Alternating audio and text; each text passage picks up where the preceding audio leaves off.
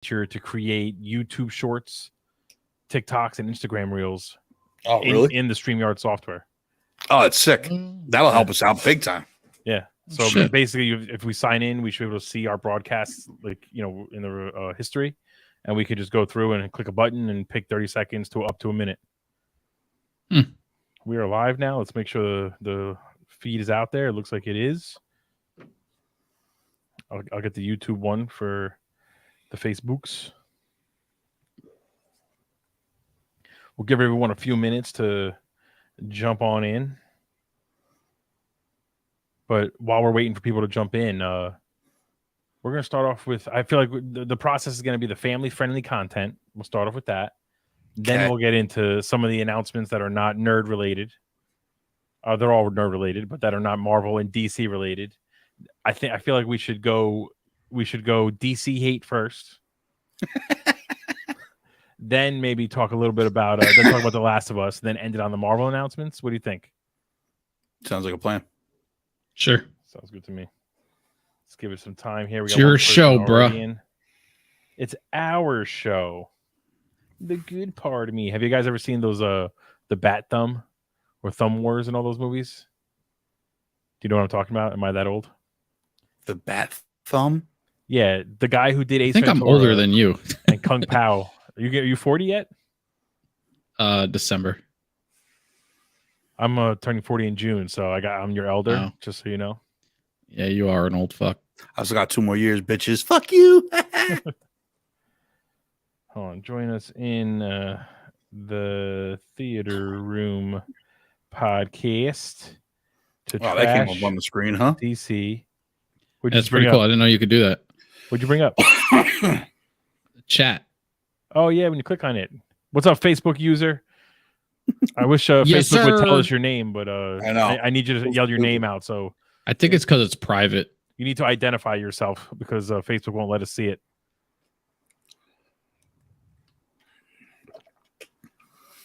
Conversation for another day, but we may need to make it a page rather than a private group down the road. I don't think it matters from what I was reading about StreamYard. Yeah, I'm pretty sure when we originally set it up and I was linking it to Facebook, I got a warning message that the comments work for everything, but Facebook won't let you show the name. It's like a Facebook thing. Hey, it's the captain. It's the captain, our biggest Marvel fanboy. Identify as a Marvel fanboy. Are those your pronouns, Marvel fanboy?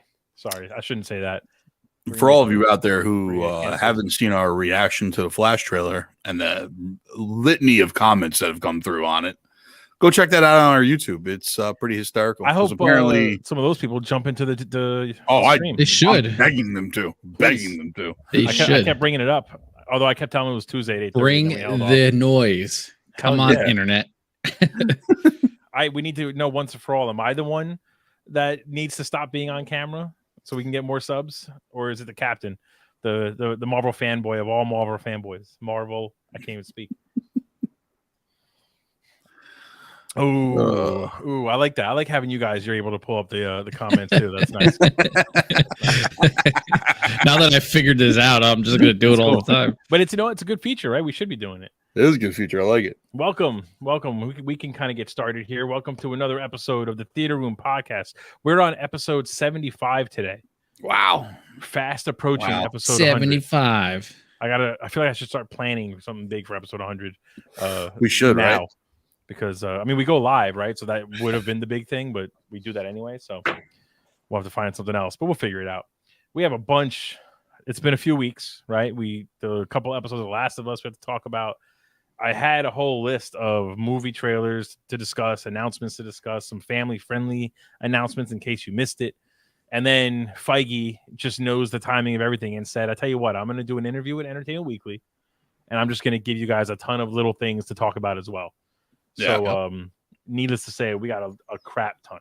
And the first thing that I want to bring up, and this is like probably the most divisive thing that's out there. I'm going to pull up an image so everyone can see. Is for anyone who grew up watching Barney, Big Purple Dinosaur, he has a new look. They're revamping his entire shtick. and I don't know how to feel about this, but I honestly don't care because I didn't grow up with Barney. But just for the kids, people who want their kids to watch someone who's going to teach them. Let me pull up an image here. This is Barney's new look. To me, it's nothing different than anything else that the way he looked before. But let's see. Let's share the screen. Let's get the image up. It's the Bam. It looks like a guy in a suit. I mean, I know this time it's going to be all animated. It looks like a Fortnite character. Wait, the whole thing's going to be animated now? So here's the thing. This is why I wanted to bring it up. I think it's funny that even properties like this can't just be a kid's show. Instead, they have a whole marketing strategy. They're going to have a live action movie, an animated kid show, a live action kid show, video games, commercials. They want to include him as much as they can and kind of throw his face out there, which means now we have to have a Barney shared universe. Yes, we're gonna have the BCU. Like, so now I don't know who made the Fortnite joke, but this is legit. I guarantee. I love you saga is gonna be in Fortnite. His power move is gonna be him singing the song and asking for a hug. Welcome to phase 1, the purple phase. Yeah. Well, I think he's gonna be the Thanos of his own saga. That's what I mean. Why can't it just be a kid show? Yeah, I mean that's what it should stay as. I don't see why we have to have this entire stick a guy in a suit, have him sing that stupid song. Now I didn't grow up with Barney either, but my younger brothers loved Barney. You know what I mean? Like I used to have sister to watch all Barney. Yeah. I used to have to watch them all the time, and they'd be watching this stupid purple dinosaur incessantly. And like kids, and the green one. Yeah, kids loved Barney. So why do you have to mess with something that worked? Yeah, no, I really don't know. I wish I could tell you, if I'm being honest. I wish I could tell you, but I have no idea because apparently we're not happy unless we. I would love it if they make it like the Winnie the Pooh thing, where he's just like a serial killer. Apparently, it's funny that you bring that up. That director of that movie is not done. He's going to be making a shit ton of horror themed. Oh yes, he just announced, right? They're going to do a Peter Pan one, and there was another one that he just announced too. Barney, what happened? What's going on, Derpy Entertainment? I just don't know. Apparently, too much Teen Titans Go vibe. That's what Derpy Entertainment says. I do see our man, the captain. Now he's suddenly changed. He identifies as a toddler moving forward. So let's keep that in mind.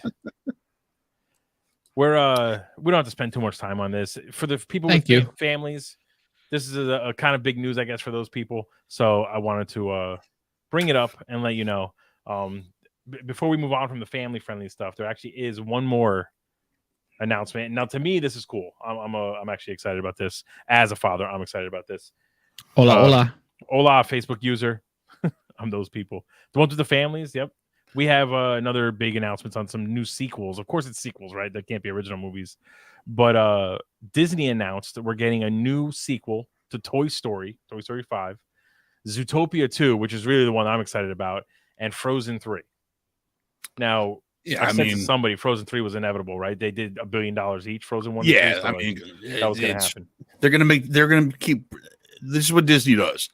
They take a property and they drive it into the ground as much and get every damn cent out of it that they possibly can. Yeah.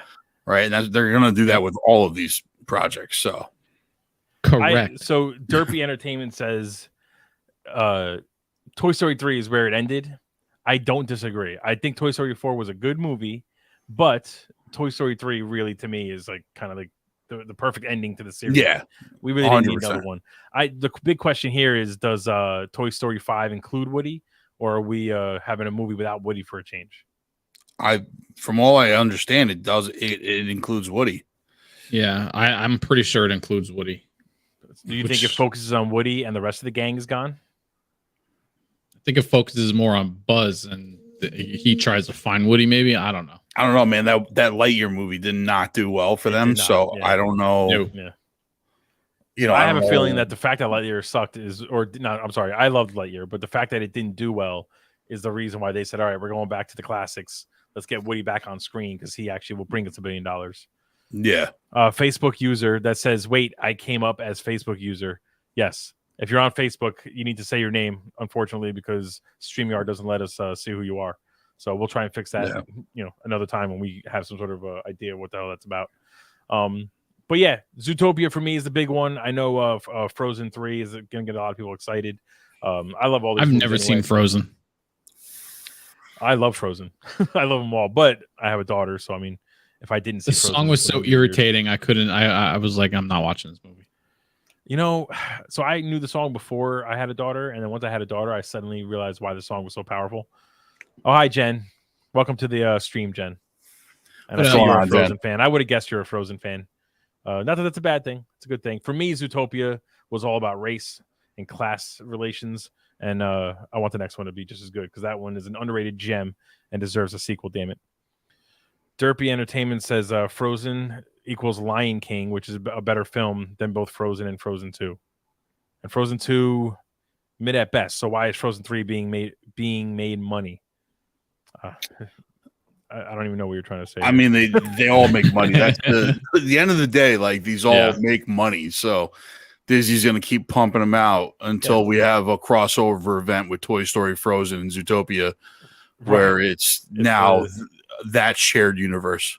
Maybe they'll finally lean into the shared universe aspect. There's a big there's the theory out there, right? That all the Disney Pixar theory, yeah. So maybe they'll actually lean into it finally and give us the big crossover of everything. Yeah. Well, the Pixar theory is, I know people that have written dissertations on it. Oh, Disney knows parents will take them. You're right. Exactly. Oh, we got a little fight going in the chat. Let's keep it friendly. Frozen 2 is not mid. I actually enjoy Frozen 2 better than the first one, if I'm being honest. And I do agree, Derpy, Lion King is better than both the Frozen movies. I'm sorry, Jen. That's just how I feel. Yeah. But now we can move on to the stuff I know you guys really want to talk about. Let's go into some of the non-comic book announcements, okay? Let's go with John Wick 4, because that's really the movie I might be most excited about this year. Mm-hmm. There's a new trailer that came out. It was a very short trailer, but the big kind of announcement for it is that John Wick is going to be over 3 hours long. Yeah, I think that's just the way of movies at this point, right? It's what if it is what it seems like. I don't. Every movie's over 2 hours now. It's like impossible to get a normal movie. It just doesn't. No, it doesn't. The John Wick movies. I mean, I would argue the second and third one were probably a little longer than they should have been, but they were still kind of faster feeling movies. But for this one to be even approaching 3 hours is nuts. And from what I understand, it's going to be a little longer. Yeah, I mean, but it seems like it's the way that all these franchises are going, where they have to have this big epic, like 3 hour end piece almost, or resetting piece, whatever you want to call it. Yeah, you know what I mean. And I feel like it's not necessary. Like most of the time, it's really not necessary. Right. And I think with John Wick, especially, you could tell John Wick, like the first John Wick's a solid, just under 2 hours, like hour 45, right? Yeah, somewhere around there. And it moves quick. Just under 2 hours. It moves quick. It gets the story done, and it's a masterpiece. So, like, do we need a 3 hour John Wick movie? I'm all for it because I love John Wick, and I'll sit through a 5 hour John Wick movie because why not? But it seems as though that this is like the blueprint that a lot of people are going with now, is that we have to have like a 3 hour movie. Like every movie's got to be 3 hours. I don't understand it. We got a Facebook comment using terms that I really can't even keep up with right now. Someone said, "Cap, you're not necessary." I love 3 hour movies. I think that means you're lying, which I don't really agree with because I'm on your side. I feel like 3 hour movies are just not always needed. Sometimes a movie can be an hour. Look, there are some movies. There are some movies that should be 3 hours long, right? Like Endgame really did to cap off a 28 movie masterpiece like the MCU. Then like Endgame has to be 3 hours long, right? But I agree. John Wick 4, it's telling us a much smaller story. You know what I mean? So like, why? I don't understand why it's got to be around 3 hour mark. I just thought of a good segue. Speaking of smaller story, one of my favorite martial arts actors out there, action stars, Scott Adkins. I'm sure you guys have heard of him. Is going. I mean, I've heard you like from the almost Atkins literally blow him on this podcast. But yeah, go ahead. He's the best action star out there, but he generally makes directed DVD or straight to Netflix action movies. But the fight scenes in his movies with low budgets are some of the best fight scenes you'll ever see. So Definitely look up his shit, and a lot of it is on Netflix. You can see all of it. It's freaking awesome. He was in Doctor Strange. He was in Expendables 2, so he's out there. But in this movie, this is what he looks like, and I just think this is hysterical. They basically put the fat suit on him, giving him the penguin treatment, and he's gonna be doing some high flying kicks, Sammo Hung style. What movie is this for? This is for John Wick 4. Really? He has apparently a pretty major role, and he's gonna look like this. But he's a guy who he's known. He was the guy who did the fights for the Deadpool that we don't talk about, all the flipping and kicking and all that stuff. He does that without wires. So no, I know who Scott Adkins is. Right. I didn't realize he was going to be in John Wick 4 as fat guy number 12. I feel like this is taking jobs away from fat people, and I don't agree with it. Yeah, as a fellow fat guy, I mean, like, you're taking jobs away from me. Damn it! I'll get on. I can get behind that statement. I'll get on those wires. But yeah, those are the. It's the bouncer. Yep. Derp. By the way, John Wick 1 is a masterpiece, Derpy. I don't know what you're talking about. Listen, if that movie doesn't give you a murder boner, then I don't know what else is going to. All 3 John Wicks are masterpieces. I don't care what anyone says. Those movies are fantastic. Fantastic movies. Let's get organized here. Make sure I erase what we talked about. I want to jump into the Fast X movie. So we've seen basically 2 trailers, a teaser, and then like a real trailer. I know if you haven't yet, check out the YouTube, because Scythex and the Captain, who's joining us via Facebook, both had a pretty good reaction to that trailer. But Zuplex, I don't think we talked to you yet about your feelings towards the movie. You know, I would appreciate if you don't cough over my talking. Sorry. And what do you think about Fast X? I loved it. I mean, it's a Fast and Furious trailer. Let's go. I don't understand people's like hatred of the Fast and Furious movies. Like, they're exactly what they're there to be. You know what I mean? Like, they're there to be fun. Like, you're there to see like crazy car stunts and the most outlandish storylines possible, and it's all about family. So like, what's the problem? Yeah. I'm all about it, man. I'm amped up for it. Like, I want to see what they do to end this franchise, right? Yeah. Now, this isn't the end of the franchise, though. Just so no, I know aware, this is another one coming out. Part one of the end of the franchise. X Part 1. I love the Fast and Furious movies. I've loved every single one of them. Too Fast, Too Furious is one of my favorites, and I don't care what anyone says. That's a ridiculous statement, but go on. Since seeing the 4.5-minute trailer, basically, do you think that they showed too much footage in the trailer and maybe gave away too much of what's going on? They might have. I still think there's they might be pulling some Marvel trickery, and not everything we've seen is what's going to be in the movie. But if it is everything we've seen, then that's probably going to spoil most of the movie for all of us. So I'm hoping that's not the case. But like Zoop said, I've been saying this forever. Fast and Furious movies is meant to be silly, outrageous, car crashing, explosions. It's just, that's what it's meant to be, and there's no way not to appreciate that. Like, if you're going in there trying for some serious drama action flick, you're in the wrong movie. This is meant for people that just want to see some crazy shit done with cars and Toretto beating the crap out of people. So what more could you want? I can go on to Fast and Furious 20 if they would allow us to, but obviously we only got 2 left. I will give them some credit. I mean, they seem to find ways to retcon villains into the movie and somehow kind of explain to us that they were there the whole time, and they just do it in a way where I'm like, hey, maybe they were there. Like, I don't question it much. Like, all of a sudden now Jason Momoa was a part of the big heist at the end of Fast 5. that one amazing. I wasn't like, when me and the Cap was doing the reaction, I feel like we both kind of had the same look when it showed him behind the safe. We were like what? And then he gets knocked into the water on the bridge. It kind of seemed like they're forcing him into that role, that plot, I guess. But Yeah, but that's how we got I Jason don't Statham. care. Yeah, Jason Statham was the same way. I Even know. Dom's brother, like he appeared and now out of they're nowhere, working like, together. Like everything's fine. Oh, Okay, they're all that friends. didn't make sense in the trailer either. Derpy, real quick, Derpy Entertainment says, but I'll still see it regardless. That is basically that should be our slogan for the G-Gen channel. Like we might hate on things, we might criticize things and whatever, but We're still gonna see it every single time. We're still gonna go to the theater. We're still Look, gonna I go see paid it. movies. to see that stupid Avatar movie. Okay, strictly for this channel. I didn't. All right, I didn't. Right. strictly for this podcast. I did. Screw you, Cytex, people. I'm not watching it. Yeah, he held strong on that one. I will say that my one concern though with the Fast franchise in general, I know it's coming to an end, so it's probably not that big of a deal, but they just have so many characters and they all have to have a moment. And even in the trailer, like I got the feeling the trailer was 4.5 minutes because they needed to make sure Vin Diesel, I should say, needed to make sure that every person who's in the movie needed to have a scene, which isn't, I guess, the worst thing, but some of these people are going to pop in for one scene. Jason Statham will pop in, have one quick fight.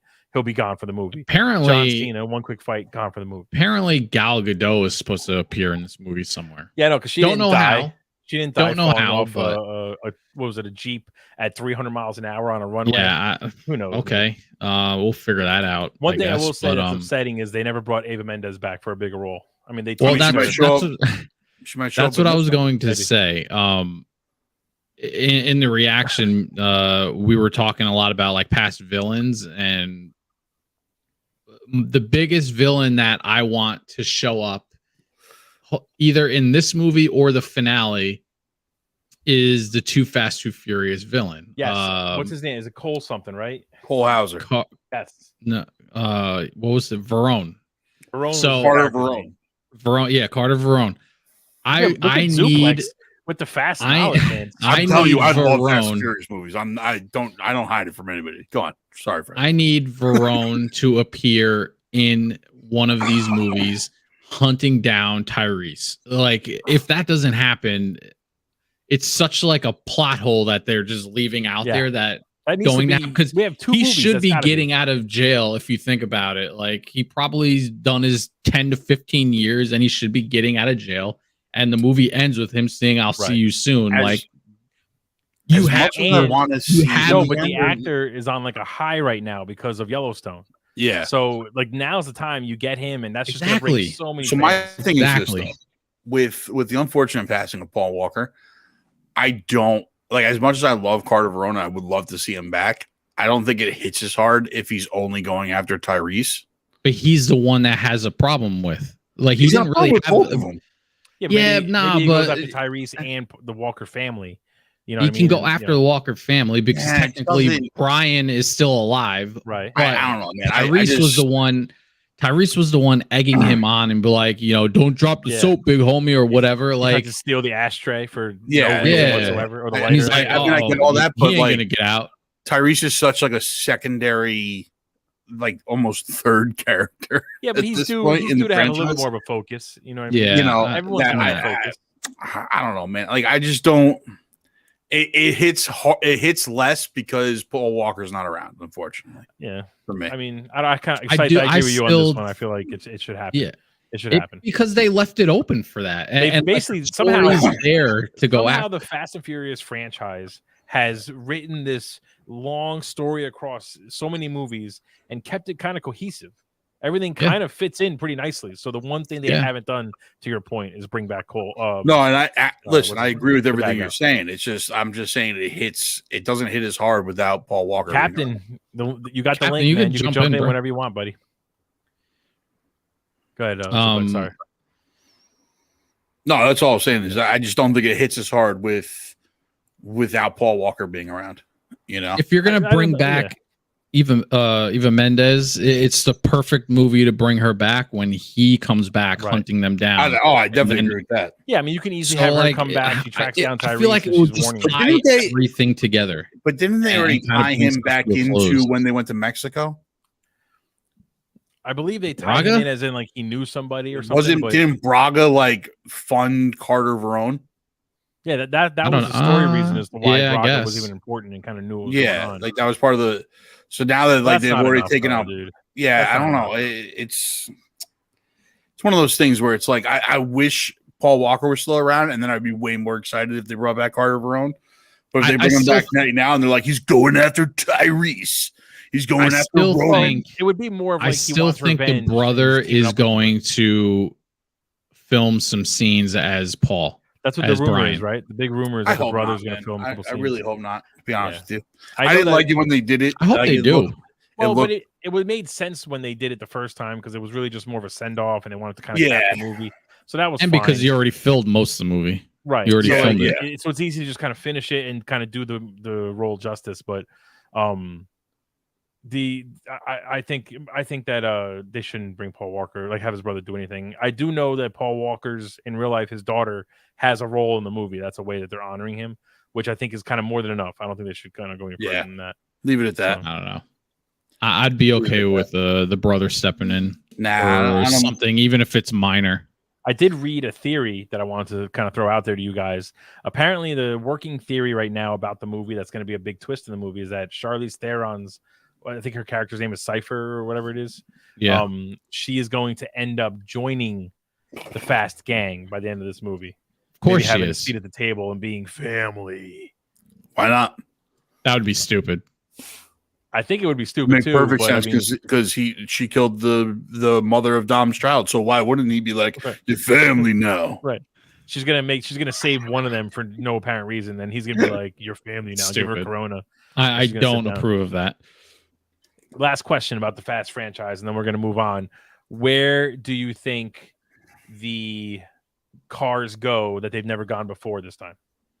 We got a car in space already. Do we get a car that's built for underwater travel? Nah, I think they're gonna go. I don't know if they're going that route with this one. I think it's more along the lines of just we're gonna see cars do like you already saw the seen this car that has like two cannons attached to it, like a tank. So they're going bonded cars now. Like it just seems like they're just having, we're going full blown Twisted Metal. I mean, Fast X is basically slowly becoming the live action Twisted Metal. If they want to make a Twisted Metal movie, they should just hire Justin Lin to go ahead and do that because he clearly knows 100%. I'd be all in about that. If you're I'm putting it out there in the world. Justin Lin. If you're making a Twisted Metal movie, you hire Justin Lin to do it because that's exactly the guy I want to make a Twisted Metal movie. He's a dude that is so over the top. What about as far as villains? Also, Johnny Tran. See, that's who I thought would make a comeback eventually. Is Johnny Tran? No, but we need because he'd be another one getting out of jail. We need a bring back Ja Rule, baby. We need an Avengers Endgame moment. What we need is Johnny Tran, Verone, Ja Rule, fucking Cypher, and Monica. Everyone to just kind of like Monica. No. The whole series he's about to lose the race, and he's like, Monica. The whole series should end with all of the Toretto family in the group facing like just every villain they've ever faced that they have at Race Wars in the final act. Race Wars. Now, what I did like bring about back this the one movie, who got shot in the first movie. What was his name? I don't know, Rat, Mouse, whatever they called him. I forget his name. Oh, you can't bring him back. Why not? Bring back. We saw the body on that one on the professor. Hey, that don't mean shit. We saw Letty's body too, and they brought her back. She was just unconscious. Bring back Vince. I mean, you could bring them all back. They did. They brought back Vince, and then they killed him again. Bring him back again. No, tie it in. They should tie it into Disney and say the multiverse is fucking with everything. You guys, that just reminds me. The captain when we were doing our reaction, wanted to bring back Leon. Virtual reality. Leon, exactly. Oh yeah. He's just out there. Like nobody knows what he's up to in the Fast Furious world. So he'd be interesting. I would like to see the cast from Tokyo Drift get like more of a seat at the table. Hell yeah, like bring them in on the actual because now they've become like the guys that they go to. Like we need a car that can go to space. Yeah, suddenly they remind me like they turned into they turned into like I forget their names. I'm terrible with names. The Spanish duo where he loses all his money at the casino. They were always like the random side character that did like the minor stuff. Up and apparently they were really good at demolitions. Like they turned the main characters of the third movie into those side characters when they should be like front and center doing the crazy shit because the guy's the fucking drift king. Like, Right. how is he not driving for you? Like, If Leon comes back though, he needs to have a Hulkmobile, and it needs to like literally transform into 100%. the Hulk. Like, 100%. Yeah. we need to go all out with it. I need it to be on 2 legs and say Hulk smash as it's just fucking up tanks and shit. Yeah, I'm completely. I Derpy, want them to have a bigger part. Derpy saying they're going to North Korea. Derpy saying they haven't been to North Korea yet. There's the idea. You know what? If anyone's gonna pull it off, Derpy, it's Vin fucking Diesel. Yeah, The man. absolutely. He's gonna be like Kim Jong Un. We're family. He's gonna give him a Corona. It's gonna happen. And then you could really you know what bring they back haven't Johnny really Tran. done yet? They haven't really done rally racing, where it's just like dirt, mud, like snow. Because Fred, they live their life a quarter mile at a time. I know. Okay, it's a Yeah, quarter in mile one, at a time. in bud. one movie they did. Now they're all over the fucking world. Now they're driving by One 25 movie. miles at a time. They don't even All race right, half so the now time. That brings up a really good point. Like we've been talking about shared universes the last couple weeks. Just real quick, I just put this up here because what about if at the very end, right? So Fast X squared, we see it ends with Dom kind of popping up from a chair and he pulls his virtual reality headset off. What? None of this happened. All 10 This is movies did happen. Ready Player Family. Like, Yeah. what are we talking about? Ready Player Family. So I don't know if like you guys that. I ever like saw that. this movie, but there was a movie made by the guys that made the first Fast and Furious movie, and it was about motorcycles. It was called Torque. Oh yeah, I thought you were going to say Biker Boys. No, not Biker Boys. It was called Torque. That seems more Fast and Furious like than the other Oh, one. you've obviously never seen Torque. No, then. Torque is like Torque is. I feel I feel what like I Fast and have Furious seen it. wanted to be, but then the first one they geared it more towards like a remake of Point Break. I think it was. Yeah, I feel like Torque though was kind of like what the original vision was, and then they kind of the studios got involved. so Torque has that line in it, where they're like getting ready to go on like the last run or whatever, and the guy's like, "I live my life a quarter mile at a time," and it was like, Was it a parody? "Yeah, Was it a parody? Okay. no, it's not a That makes parody, sense. but it was made by the same guys as Fast and Furious. Yeah, Oh. I was So gonna say it wasn't a it was parody. supposed to be in that world, but these are like the bikers. Now, Well, if they Vin brought Diesel the saw Torque that guys movie. in, if they that'd brought be the amazing. Torque guys in That'd for be cool. Fast X, I'd That'd be be cool. very impressed by that. But you know what had the story behind that is Vin Diesel was sitting at home one day late at night. He probably didn't have any jobs because he thought Triple X was going to take off, and then he sees Torque on TV and he's watching it and he hears that line and goes, "Yo, I think I can make a movie out of this." And that's it. I No, think Triple X it came out. It Fast came and out Furious. after Fast and Furious. Yeah. No, I know. My Yeah. timeline's off, but I was trying to be funny. All right, Jesus Christ. All right, Fine. move on from Fast Furious. Let's go on to something else. I don't Let's want see. to though. Oh, what else can we have to say about Fast and Furious? I mean, I kind of want to jump into the new Indy trailer and talk about how terrible that movie looks. Uh-oh. You guys got you're real being quiet. ageist now. You guys got real quiet. Listen, Michael I'm Keaton all might about be it. old. Apparently, It's they Michael have some Keaton is old. crazy budget of like $300 million, Yeah, that's not and good. it's probably because most of the movie is de-aging Harrison Ford. Yeah, they're Well, not making that CGI much budget. back. I'd be surprised if this movie breaks $500,000. I mean, I I'm just not- don't think this, No, I'm this saying like generation their of people is cost like was 300 mil. is really interested in an indie movie.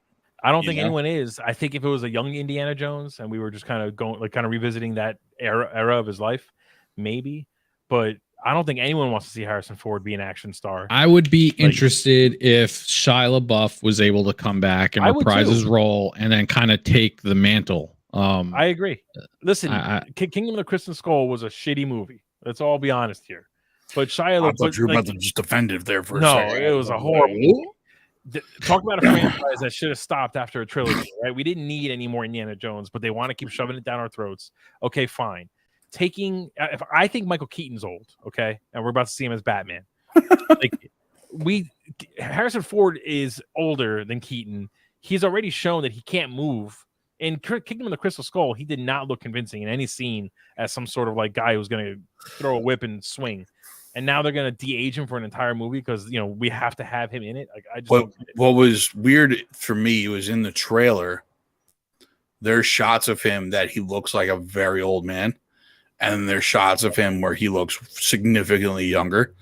Yeah. And I don't know if it's because of flashbacks or what the fuck is going on, This but is the problem though. This is at, the like issue, right? We're time travel treasure hunting now. I That's what mean, we're doing. God, they're gonna get a fucking aliens at the end that are. it is gonna be called time the travel. Dial of Destiny, so you might not be wrong there, Fred. I don't think you're wrong.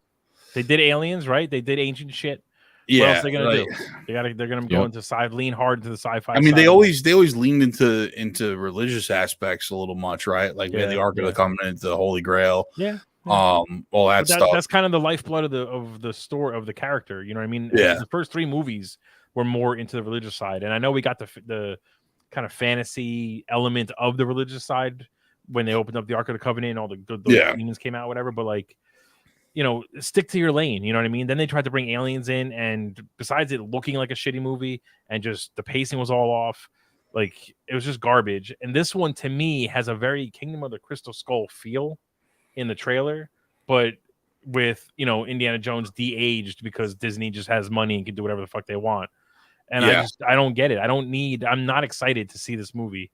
And I'm an indie fan, but I think it's just a dumb idea. In my opinion, the original Indiana Jones trilogy is one of the most perfect trilogies that's ever been made. I mean, you know, each movie gets, I feel like, a little bit better paced, and I love all 3 of them. Like, you know, I know people have complaints and favorites and whatever, but I love all 3 of them, and I would watch those today, and I think they hold up. I don't need they definitely hold up. 100% they hold up. We just don't need it. National Treasure meets time travel. Yeah. I finished that National Treasure show, by the way, and what a piece of dog shit that was. Wow. I stopped watching. I didn't even want to put effort. I finished it. I didn't hate it, but I'm a stupid fan of that. I just wasn't interested. Listen, I'm a fan of the original movies, but now you really see, like, remember I was saying like a series about a bunch of people just searching for clues would be stupid. I was right. Yeah, but that's because they did it wrong. That's this is what I'm saying. I didn't hate it. This is what I'm saying, though. If you do it wrong, it's the most worst thing ever. I agree. I'm holding strong, though, that a series of people from Resident Evil searching for clues would kill if they do it. I mean, it depends. If they do it like Last of Us, I agree with you. If they do it like this, then you're fucking wrong. I don't know how else to explain it. Like, I would enjoy it. Maybe I don't know, Fred. Maybe we'll get a Shia LaBeouf surprise cameo in Indy 5, but Dial of Destiny. But he needs to wake up and start acting again. And Derpy, if you're still there, to your point before, am I going to go see it in the theaters? Yes, because I'm an asshole. As much as I'm not excited, how can I not go see it? I might. But my thing is, it's a big adventure movie. It's designed for the theaters, the big screen. So like, it'll be worth seeing it. You know? I mean, it looks like they put a lot of money into it. Not gonna lie, like, yeah, and I mean, I think that was part of the problem with Crystal Skull. Also, for me, was that it was so CGI heavy. Mm-hmm. You know, whereas the original trilogy had no CGI in whatsoever. It was all practical effects. So it had a different feel to it. Whereas when you overly CGI something like this, it gets disjointed after a while. And 100%. I think that's going to be part of the problem with this also. The very first scene was a CGI gopher digging a CGI little hole. Like, it was just screaming in your face, like, this is not your typical indie movie. And then it went downhill from there. You know what I mean? Yeah. And the problem, though, is even if you watch it now, there's no part of it that actually that kind of holds up or is more entertaining now. It's still shitty and it looks even worse. So, yeah, you know, but we'll go see it. And then we'll talk about it and do a deep dive and probably just trash it the way we trashed Avatar too. So let's go into, let's see. Do I want to go Marvel, Last of Us, or DC? Can we jump on something real quick? Yeah, what do you got? You want to talk about I Am Legend real quick? Oh, yeah, big news. Scythe, go ahead and make the announcement. All right. Well, if you haven't heard yet, we have a confirmed report that I Am Legend 2 is coming back and is starting production. It is going to star Will Smith reprising his role. They're going to go with the alternate ending. If you didn't see that, Will Smith's character survives in the alternate ending, and that becomes canon moving forward as this is decades later. And Michael B. Jordan will be joining him in this flick. Why don't they just give it to Michael B. Jordan as a new person? Dumb. Will Smith should not be in this movie. Here's why it's not dumb. It's dumb. It's not dumb. It's not dumb, dude. I kind of agree with you. That's dumb. Only because the alternate ending should have been the original ending 100%. All along. It's more accurate to the book. That should have been. Yeah, and that's what I was going to say. The book, they screwed up. They should make an announcement and say, "Look, we fucked up. All right, I apologize. We're trying to fix it." But no, they're just going to release it and think everyone's going to love it. No, it's ridiculous. Sorry, go ahead. Suplex. I'm probably gonna love it. I'm probably going to love it too, to be honest. I wasn't a huge really fan love of the first one, to be honest with you. I loved the first one. It was his best movie acting wise. Like he was a rock star, man. I agree. He's on the screen by himself for a very long time. I remember seeing it in theaters, and I was glued to the screen because he really killed it. That movie. I'll give it credit. I love by that himself, movie. the whole freaking movie, and you were him. like captivated by it. Hell yeah! I mean, you were captivated by it. I was. Most people were. I was bored out of my skull. Most people were captivated. And for you to say that that's his best movie acting wise is egregious. I Robot, Pursuit of Happiness. That's close because that's. He's I mean, yeah, I guess, but for me, it's Ali. No, Pursuit of Happiness is he's as good as his son, and his son in Pursuit of Happiness is the reason why the movie is so good. Ali, but again, he's acting with Ali other people he can good. bounce off of, and he's by himself in he's this talking movie. to a dog the whole and mannequins the whole movie. Yeah, like it was so good. You like I don't know, man. It's just a different, a completely different element. I agree. I mean, the scene where his dog chases the deer into the dark building, like I don't like. It's been a while since I've been that on edge, bro. When he lost his dog, you were crushed. Brutal. You were crushed. Listen, I don't think you might need to revisit Suplex now that you're older. You're a little more world weary. Maybe you'll kind of embrace it a little bit more because I feel like it's just one of those movies where I was just like, I thought it was okay. Like I liked it, but the ending annoyed the hell out of me. Well, I agree with that. The ending, the ending kind of ruined the movie for me. And then on top of it all, like a lot of it was just, I don't know. It didn't hit it didn't hit home for me. Like the whole, like how much in danger he really was until you get to that third act. You know what I'm saying? Like they didn't do a good enough job of like really showing you what was going on until like that third act. It was just a lot of him bouncing around with his dog for what appeared to be no reason whatsoever. It's silly enough. We were just talking about how movies don't need to be 3 hours. I actually think the movie would have benefited from adding more time and showing more example of him capturing. I would have loved more time. Some of the, no, I'd agree with that. I'd agree with that. If he was doing more of that stuff throughout the movie, I probably would have liked it more. Just to really hammer home the idea that he's actually the monster, not the ones that he's trying to study. You know what I mean? See, like that's the problem that I had with this whole movie was that was the whole point of the book, right? Is that he's the monster, not them. Right. And they didn't hammer that home at all. They completely took that and threw it out the window. And they were like, well, we can't have that be a Will Smith project, you know? And it suffers. And that's why I don't like the movie, basically. Yeah. I mean, I don't know. I agree with Scythe. I think it's a phenomenal movie. And I think, I mean, almost like you're not giving it enough credit, but, you know, we'll see when it comes out. You know, we'll see a trailer. Michael B. Jordan joining him, I think, is a good thing because Michael B. Jordan, can add some fresh blood to it. I still think, though, that they should have stuck with the canon ending that they released. Give Michael B. Jordan the franchise going forward and make it take place, 10, 15 years later. You don't need to have Will Smith back in order to sell the movie. It just doesn't make any sense. Yeah, I'm trying to find an image for what we're going to talk about next. I don't know, but then like if they go with the original ending now, if they go with the alternate ending now, are they going to really dive into the part of them being the monsters and not the monsters being the monsters? I think that's the you know what I'm saying. Like, is that where this movie's going to go? Where the first one should have went in the first place? Maybe. I hope. But how did my thing is you just had an entire movie where you painstakingly tried to make that not the case, and now you're going to shift to that. I don't know if it's going to work.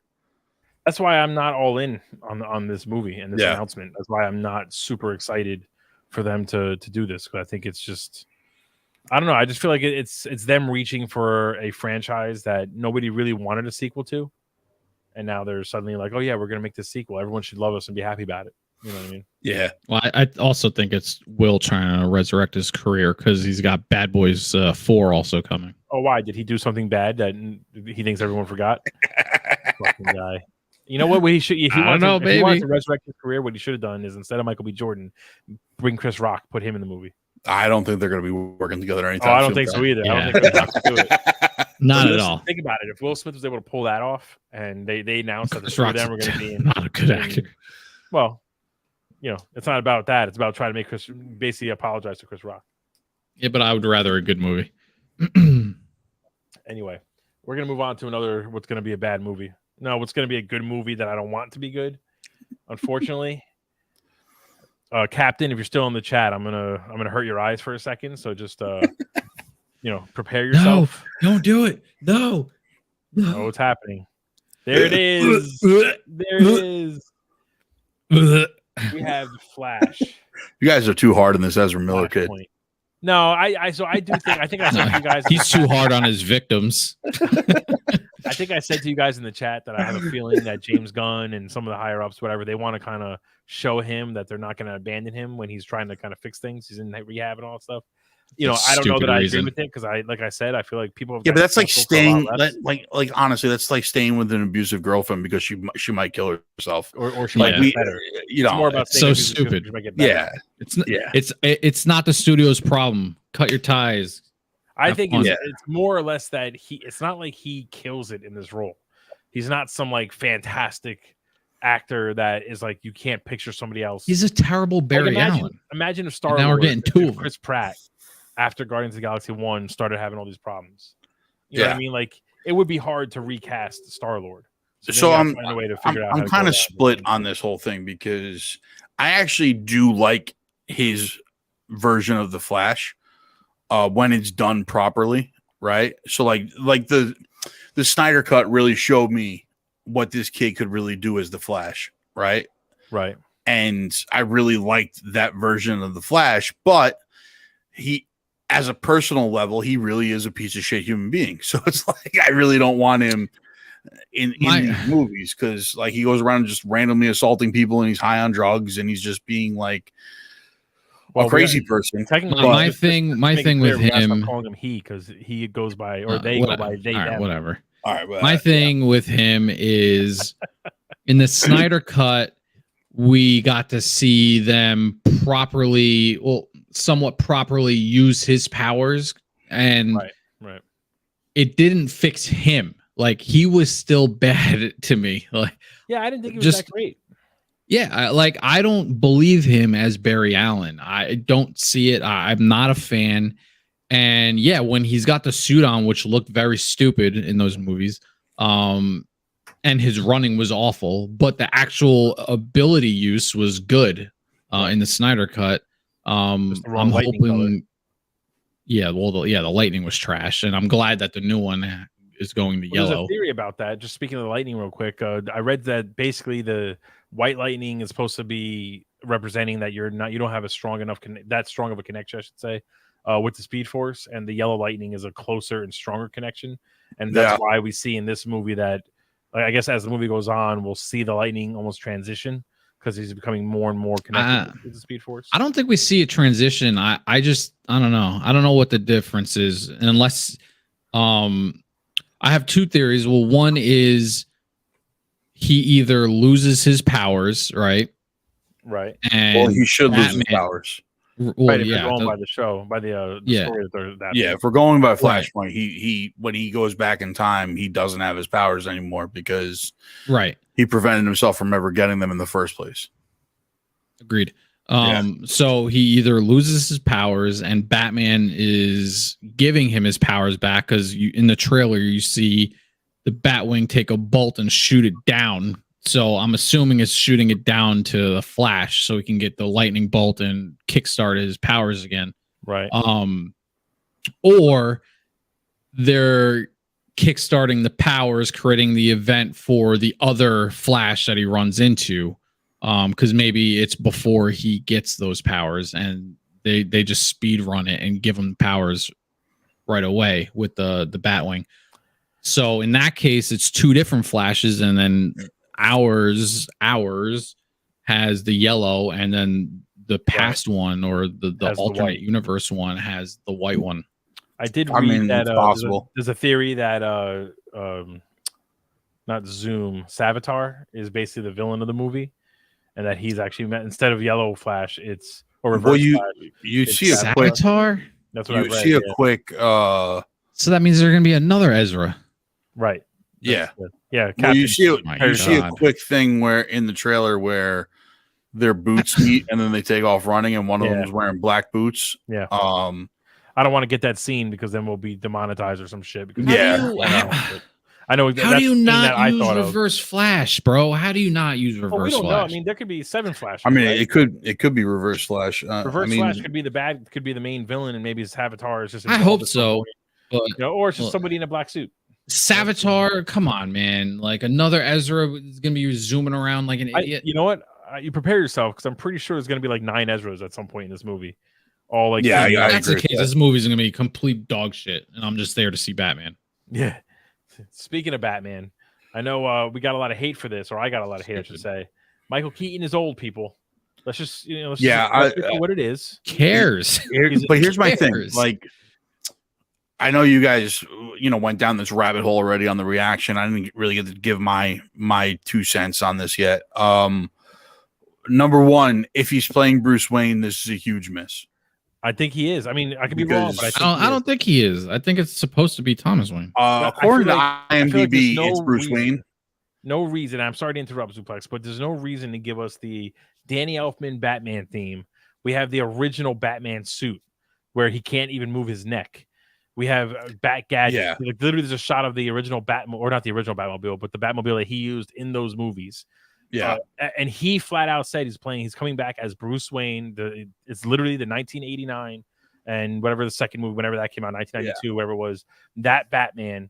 He's playing the same guy just all these years later, depending on obviously the timeline of the movie. But like to go through that's kind of stupid, and then switch it at the end and be like, oh no, I'm Thomas Wayne. Actually, I feel like is ridiculous. I mean, he's listed on IMDb as playing Bruce Wayne Batman also. So, I mean, if that's the case, then I don't know what they're even thinking because it's written for you, right? Like we've talked about this so many times. They just adapt the storyline instead of having Thomas Wayne play that, be that character or that role in the Flashpoint storyline. It's just Bruce Wayne.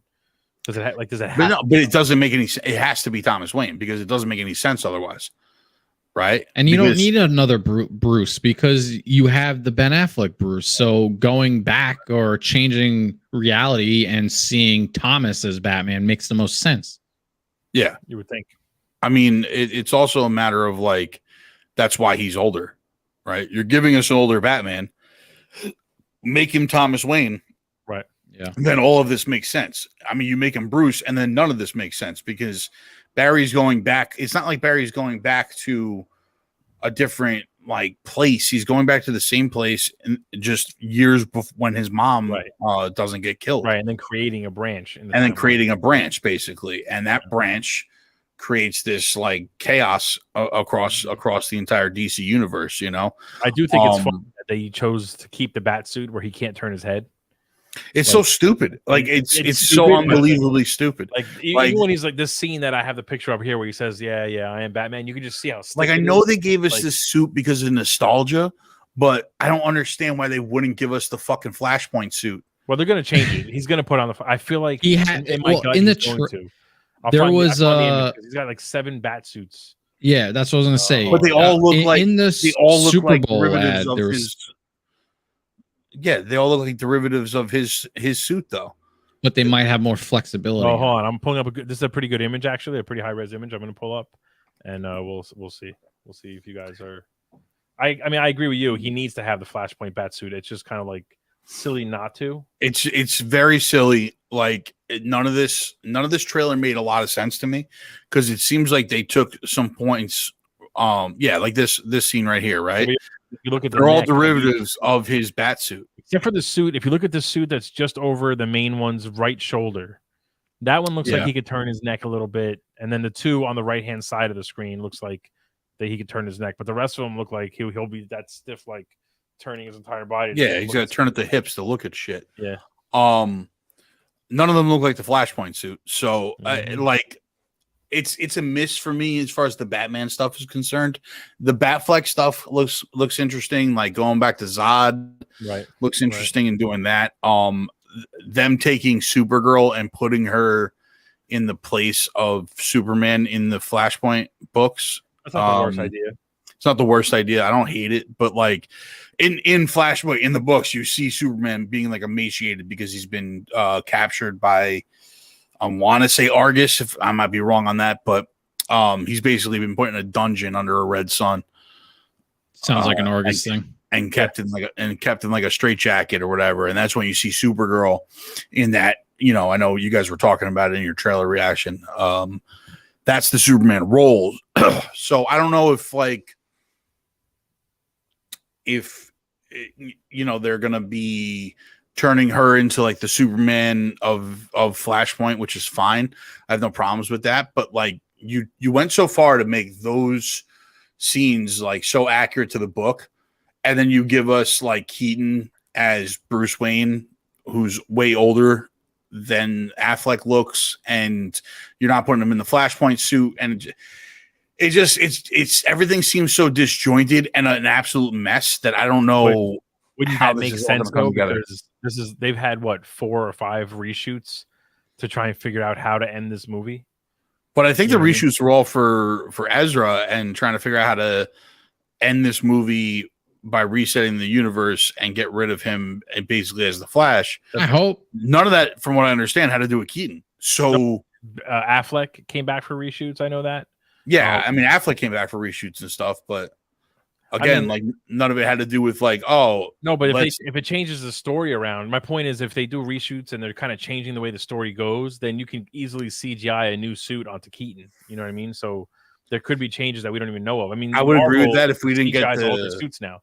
I'd agree with that if we didn't get the trailer that we got and him just like constantly in the 89 Batman suit, which obviously was there for like nostalgia purposes. And right. I get why it's there. Like it hits home. Like everybody's like, oh my God, it's Keaton in the nostalgic Batman suit and everything like that. But for me, like, it was funny that he kind of rolled his eyes when he had to say it. He's like, I'm Batman. Yeah. Like, I don't know. For me, it's a miss because if you're gonna give us Flashpoint, give us Flashpoint. Don't deviate in these huge ways. Of shitty suits. I hate that we're getting Flashpoint.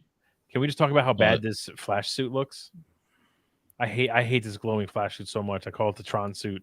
Yeah, I don't understand the helmet honestly, if you took away head part, just looks stupid. Other than his face looking stupid, but if you took the actual head just doesn't fit the body.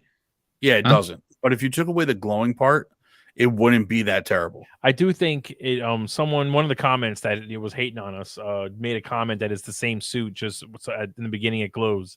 So like I do think these Tron lines will go away and it's just same suit. Yeah. But to your point, Fred, maybe because he loses his powers. Probably, but like his head looks detached from his body. Like the suit just does not look good. It looks like they CGI'd his body also, to be honest. In this picture for sure. And you know what, the one thing I don't like is he looks it looks like the suit's too tight. Like he can't move in it. It's the same issue that Batman had, that Keaton had in the 89 Bat suit. It just looks ridiculous.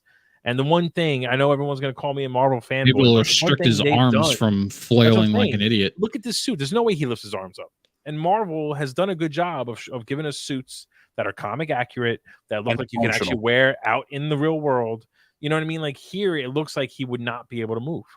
You know, at least the armor suit that Zack Snyder gave him looked like at least there was some thought put into it, like that, you know, there was a reason why he was wearing it. Yeah, this looks like a red gimp suit. Yeah, like where did this come from? You know what I mean? We have no idea. He suddenly has this suit now instead of the one he had already from all the other stuff. I don't know, man. Like this whole Flash thing, like just it's such a mess. That we're getting this movie. It's gonna be cool, but I hate like. DC doesn't deserve Flashpoint at this point. Like this would be a better movie down the road. Flashpoint this early is just nuts. It's the same problem. Let me stop sharing the screen. I can't look at that suit anymore. It's the same problem of them giving us Batman versus Superman as Superman's second movie. Yeah, giving us Justice League before introducing Aquaman and Flash and all those characters. Like you're just rushing. And I get at this point now, James Gunn's kind of like, look, release what you have, and then we'll take it from there. but like, I don't know. They threw out Batgirl.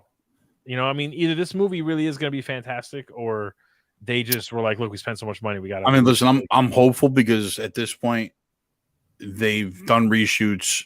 Gunn has come out and said it's a good movie. He didn't say it's good. He said it's one of the best comic book movies ever made.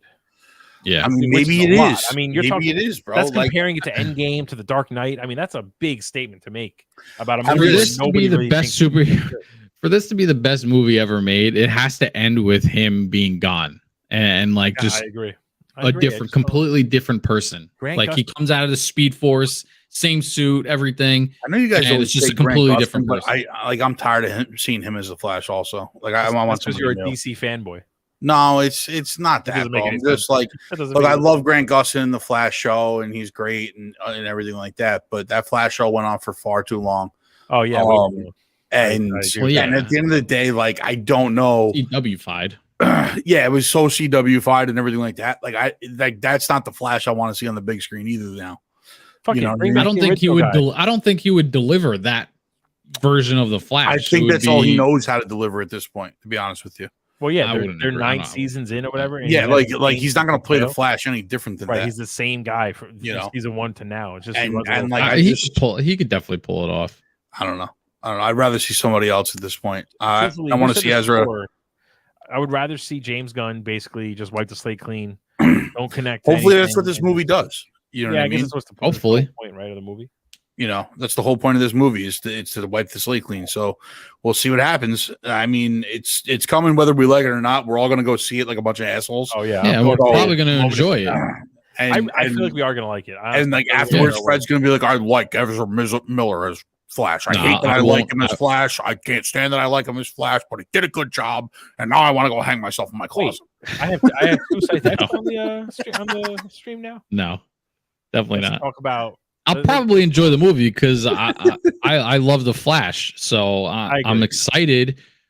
I just I hate that we're getting it in this way. I just want it to be done correctly. I think we're gonna like the movie. I think we're all gonna eat our words and we're gonna enjoy the movie a lot more than we think. Honestly, I'll give. I don't think it would be. I don't think it'd be eating words. I just think we're all recognizing like that this is going to be a good movie. We just don't like the main actor. That's true because we're all basically saying that it looks good. Just we have some gripes, But anyway, we're gonna move on. So we got a couple more things to talk about. Let's jump to the Guardians of the Galaxy 3rd trailer that came out real quick. That's a quick discussion here. Zuplex, the three of us, me, Captain, and Scythe, got a chance to watch the trailer together. What did you think of this trailer when you got a chance? I mean, I loved it. It was exactly the trailer that you wanted to get. Music hit hard. Soundtrack's amazing, as always with a Guardians movie. We're obviously going to get a bunch of deaths. Not just, I don't think it's going to be just one. I think we lose Drax. I think we lose Rocket. Star-Lord, probably. I don't know. I think that's a red herring. I think they threw that in the trailer. It might be. That everybody would think that he's going to die, but I don't think he's. What do you think he does? Do you think he settles down with Gamora? They have some, green, white kids and. That they go by they pronouns, and I think they just go on to more than likely what's going to end up happening. Hopefully, at the end of this movie, we have an idea where this galactic side of Marvel is going. I have a feeling that this is just a random gut feeling, but I feel like the end credit scene is going to give us the throughway or the connection to Galactus for Fantastic Four. At the end of Guardians, I think it's going to give us the throughway of the connection to Nova. Well, that'll be the mid-credit scene. Yeah, maybe. I think, they're going to have 2 scenes. I don't think we're getting Galactus in this. I don't. Not in this. We're just going to get like the big even as an end credit confirms it. Oh, I don't think so. We are. I feel like we are. I think it's just too early for Galactus yet. No, listen, we don't have to get him for 30 years from now. We're still dealing with Kang. You know what I mean? Right. But Kang's gonna be we're dealing with Kang until the end of the whole saga. I mean, it's what Kang comes out, and then there's like a movie or two, and then Secret Wars, and it's over. I think by the end of this movie, you see a new Guardians team, and it's going to be Gamora, Nebula, Star-Lord, Mantis, Adam Warlock, and maybe they add in another character in the end credit scene. possibly Maybe. Nova, possibly. Maybe Groot has a twin, has a kid. We find out I he's mean, been possibly dropping seeds Sentry. all over the universe. Who knows? I don't know. Is Gamora gonna stay with the franchise? I don't know. I feel I like do a lot of think, them are just wiping their hands clean. This is I mean, it. they can leave the franchise and leave Marvel for a Right. while and not Come die. back, come back during Secret Wars or something like that. It doesn't have Yeah, to be. like, well, I mean, listen, we all are under the understanding that everybody's coming back for Secret Wars, right? Like everybody that's ever played, they've said it. Right. Feige said it. And you know Feige's gonna basically catch some actor in somewhere working and be like, real quick, go into your closet and just read these lines. They're gonna do that, and then he's gonna be like, "That's your scene in Avengers." Yeah, here's $50 million because we're Disney. Yeah, go into this closet, read these lines, and then I'll put you in the movie. I mean, the one good thing about COVID is that they'll literally send out a camera, a microphone, a green screen, say, find a corner in your house, set this up, and then just read your scene. Yeah, it doesn't matter where you are in the world, and then they'll take it and put you in the movie, and nobody will know that it was not even real. You know what I mean? Yeah. So. I mean, at the end of the day, they've told us that we're getting a completely new Guardians team after this, that basically people are going to die. I think Drax is a goner. I think Drax is a goner. I think Rocket's a goner. His name walked in. Dave Bautista walked into the Gunn's office and was basically like, "Oh, you're writing Guardians 3. If you don't kill me, then I'm going to tell them that you used racial slurs and they're going to cancel you." Like, I don't think he doesn't want to be involved at all. So yeah. I don't even think he comes back for Secret Wars. I'd be shocked. Again, if they want to, they'll just take footage that they had of him and just be like, "Oh, Drax was in it the whole time. What are you talking about?" Everybody's coming back for Secret Wars. Yeah.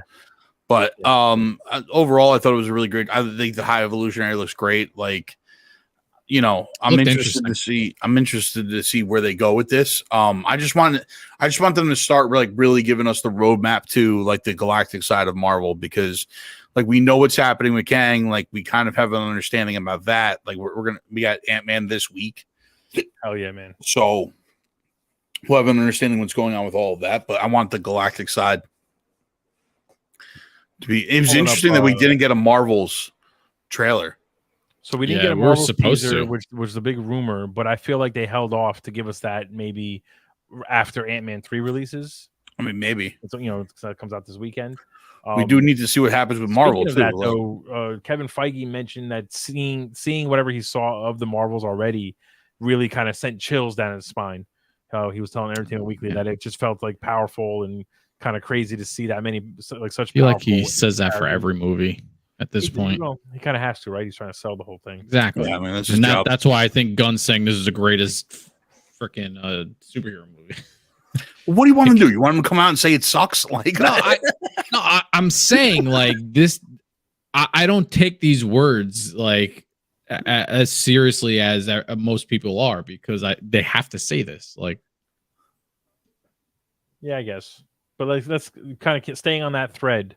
We got Ant-Man coming out this weekend, so just as like a little bit of a pregame for Ant-Man. What are like the last theories? We've seen enough trailers. We got a lot of information, so we know the plot for Ant-Man 3 is that Kang essentially sucks Paul Rudd and the Ant family, the Torettos, into the quantum realm, and he needs them to basically help him escape. And he promises Paul Rudd that he'll give back the time he lost with his daughter. Yeah, it seems like he's getting duped by Kang, basically. 100%. It's obvious in the trailer. But what are my thing is, though, is that all we're gonna get, or is there a surprise in store that we don't know of? And I think there's a surprise. I just don't know what it possibly could be at this point. I don't know if we're gonna get a surprise. I'm gonna go see it on Saturday night, so I won't be seeing it the day it releases. I think I'm seeing it Monday.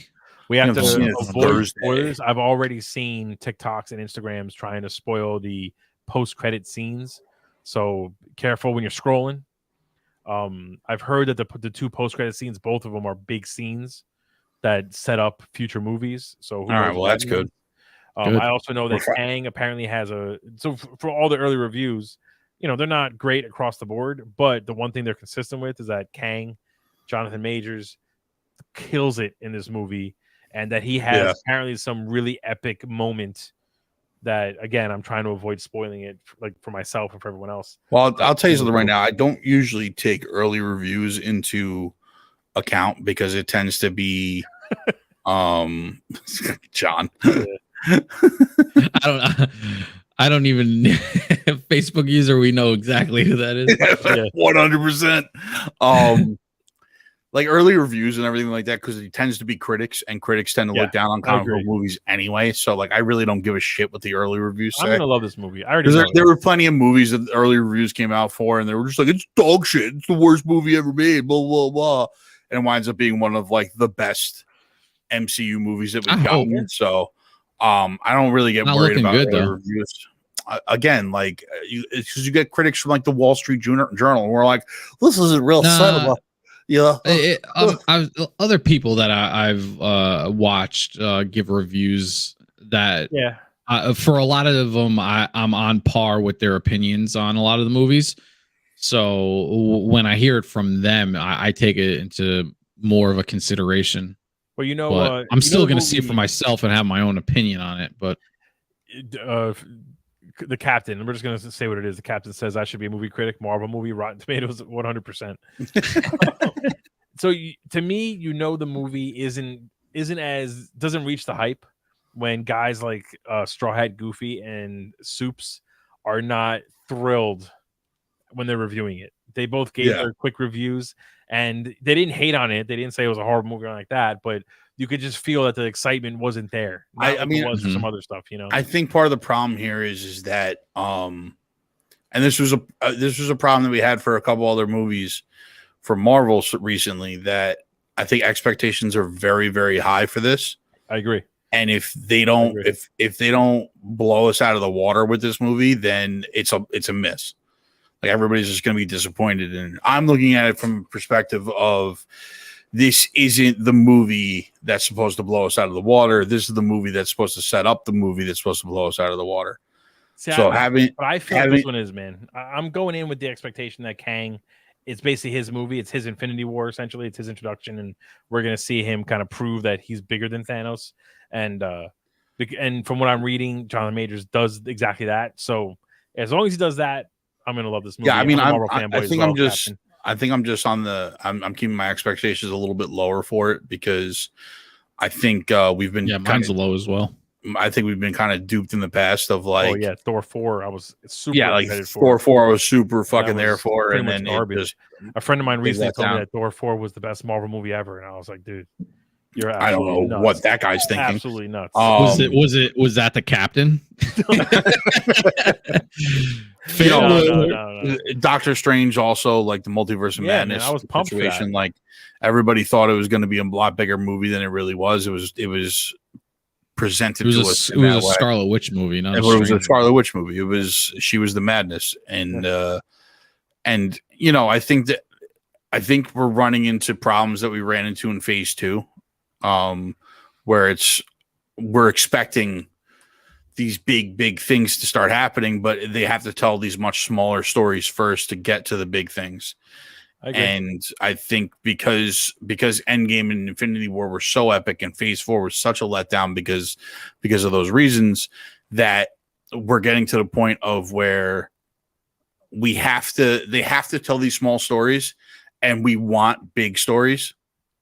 And it's not, everybody's like expectations are up here, and they really should be like here. Cause it's like, my problem with that statement, and this is kind of what happened with Doctor Strange, is Marvel is setting the expectations for these movies, saying this movie is so important for the future phases of this saga. The Multiverse of Madness is going to ramp up the multiverse and really show us what how this is going to unfold for the future in the multiverse. And it's like, they're building it up, and we're going, into these movies hyped up like, oh man, this is gonna be nuts. And it's been a letdown after letdown. And I think that's a quote. That's an exact Feige quote too. This is going to explain what the multiverse does going forward. And that's just, it did that. It did, but you know what I'm saying? Not like in a way that made it like make a lot of sense. Like he wasn't like this is going to be as epic as Endgame and this, that, and the other thing. He was like, this is going to explain the multiverse going forward, and it did that. You know what I'm saying? And then people are like, well, it says madness. Like Fred said, it says madness in the title. We should have gotten madness. Exactly. Like I still Yeah. stand by that. It's And we got 100% accurate. we got madness for the first 30 seconds, and then it was just normal. no, I mean, again, I think it's The just the them madness was smelling- throwing Beethoven notes at each other. the It's madness craziness. was Wanda. Listen, Wanda was the madness. You know you have a problem when Scott Pilgrim versus the World did a music battle better than Doctor Strange did. Oh, You know listen, you have a problem. and don't get me wrong, the music no battle was the dumbest thing I've ever fucking seen in my life. Yeah, But I didn't like that I'm at all. just saying that our expectations tend to be higher at this point because of what Because of everything Marvel. we've gotten in, because of everything we've gotten in the past. It's not because of Marvel, bro. They're not coming out and telling you this is going to be the next Endgame, but everybody thinks every movie is going to be the next fucking Endgame. You like- think No, every I don't. movie's gonna be I the don't next think I've Endgame. ever thought of any of these movies as the next Endgame. I mean, your expectations have been relatively high for. Yeah, but it doesn't for mean a lot Endgame of these level's movies. high. Yeah, not Endgame mean, level. well, Nothing could be maybe not Endgame Endgame, but level I'm just until we saying, get like- to the Endgame. I'm just saying that the expectations have been very high on a lot of these movies. I've been keeping my expectations low because of what we went through in the first saga. Because Phase 2 was shit in the first saga. We all know that. Like anybody that says Phase 2 was good in the first saga, Didn't we get Guardians of the Galaxy 1 in Phase 2? that was the Yeah. gem. And Iron Man No, 3 in and, Phase 2? Winter Soldier. That's Winter arguably one of Soldier the in best Phase 2? MCU movies. Didn't we not get Doctor Strange, the first one, in Phase 2? No, that was That was Phase. Phase 3. Are you sure about that? Yeah, we got the shining The only dots bad movie of in Phase Phase 2 was 2. Iron Let's Man look 2. up Phase 2 while we're here. Phase Yeah. 2 MCU. The only bad Look movie it up. was Iron Man 2, is what you're saying, in Phase 2. And even that, I don't consider a bad movie. I don't consider Doctor Strange Multiverse of Madness a bad movie, I don't either. It just wasn't as good as I wanted it to be. but that's what I'm saying. Is that Iron Man 3, Thor Dark Thor World, Winter World's crap, Soldier, okay. Guardians of of Winter the Soldier's the Galaxy, standout? Guardians of the Galaxy is the standout, right? Age of Ultron. Age of Ultron, and Ant-Man. Ant-Man. Ant-Man was a standout. I mean, Phase 2 is pretty solid. I'm looking at this list, and it's pretty Yeah, damn yeah, solid. yeah. Half It the was pretty movies were solid. bangers. And Age of Ultron holds All up. right, and in Phase 4, we got Wakanda Forever. We got Far From Home. No Way Home. No Way Home, Far From rather. Home. Right? No Way Home. No Way Home. We got Shang-Chi. So like we didn't get bad movies in Phase 4, but everybody's looking at Phase 4 like it's fucking terrible. Who's everybody? We're Marvel fanboys. We love every Marvel movie that comes out. What are you talking about? You know, so like yeah, there's- Outside of Shang-Chi Ow. and Sorry. and No Way Home, Phase 2, like Winter Soldier, Guardians, and Ant-Man, I enjoyed those more than the other movies in Phase 4. you enjoyed those more than Shang-Chi. You enjoyed Ant-Man, No, he the said first outside Ant-Man of more than Shang-Chi. Shang-Chi. He said Outside of Shang-Chi No Way Home. and No Way Home. And Wakanda Forever. Black Come on, Black bro. Panther Wakanda 1 Forever was great. is a more enjoyable movie for me than Wakanda Forever. You You're are nuts. you- You're absolutely nuts. You're out of your mind. Black That's Panther, fine. Wakanda Forever That's is fine, the out of but- your epitome. mind. Is the That's better fine. movie. That is the most absurd statement anybody's ever made. I mean, listen, we've That's said this fine. before. We've said this before. I'm not going to change my A opinion. bad, quote unquote, a bad Marvel movie is still a great movie. I mean, they're all good. They all have entertainment. Yeah. They all Yep. have moments that stand out. Even Thor Ragnarok, Thor Love and Thunder, and Doctor Strange 2. It's just, I mean, I agree with you. Our expectations for those, because they were sequels, were a lot higher than they were. And I also agree with you, Site, that I think Feige kind of pushed them and hyped them a little bit. But like Eternals, the hype level wasn't like through the roof. You know, it was a brand new property, and we just wanted to see what kind of a new concept. I wouldn't consider it a bad movie, but it didn't like blow me away. You know, Shang-Chi is What probably movie the are you only talking new- about? Eternals. Oh, Eternals. Shang-Chi. Yeah, that was Shang-Chi, I think, alright. is the only like new character they introduced that like blew me out of the water, and like I'm Shang-Chi was on very board good. fully. I love that movie so much. You know, Yeah. besides the shows, which is a whole other conversation. Speaking of the shows, though, segue. Feige Segue has alert. basically admitted that Disney has learned their lesson. They're at some point going to slow down the show releases, the Disney Plus releases. So happy about that. I think it's a smart move. I still think they had just so much content from COVID and stuff that instead of taking their time, they wanted to kind of get it out there for whatever reason. I don't really agree with it.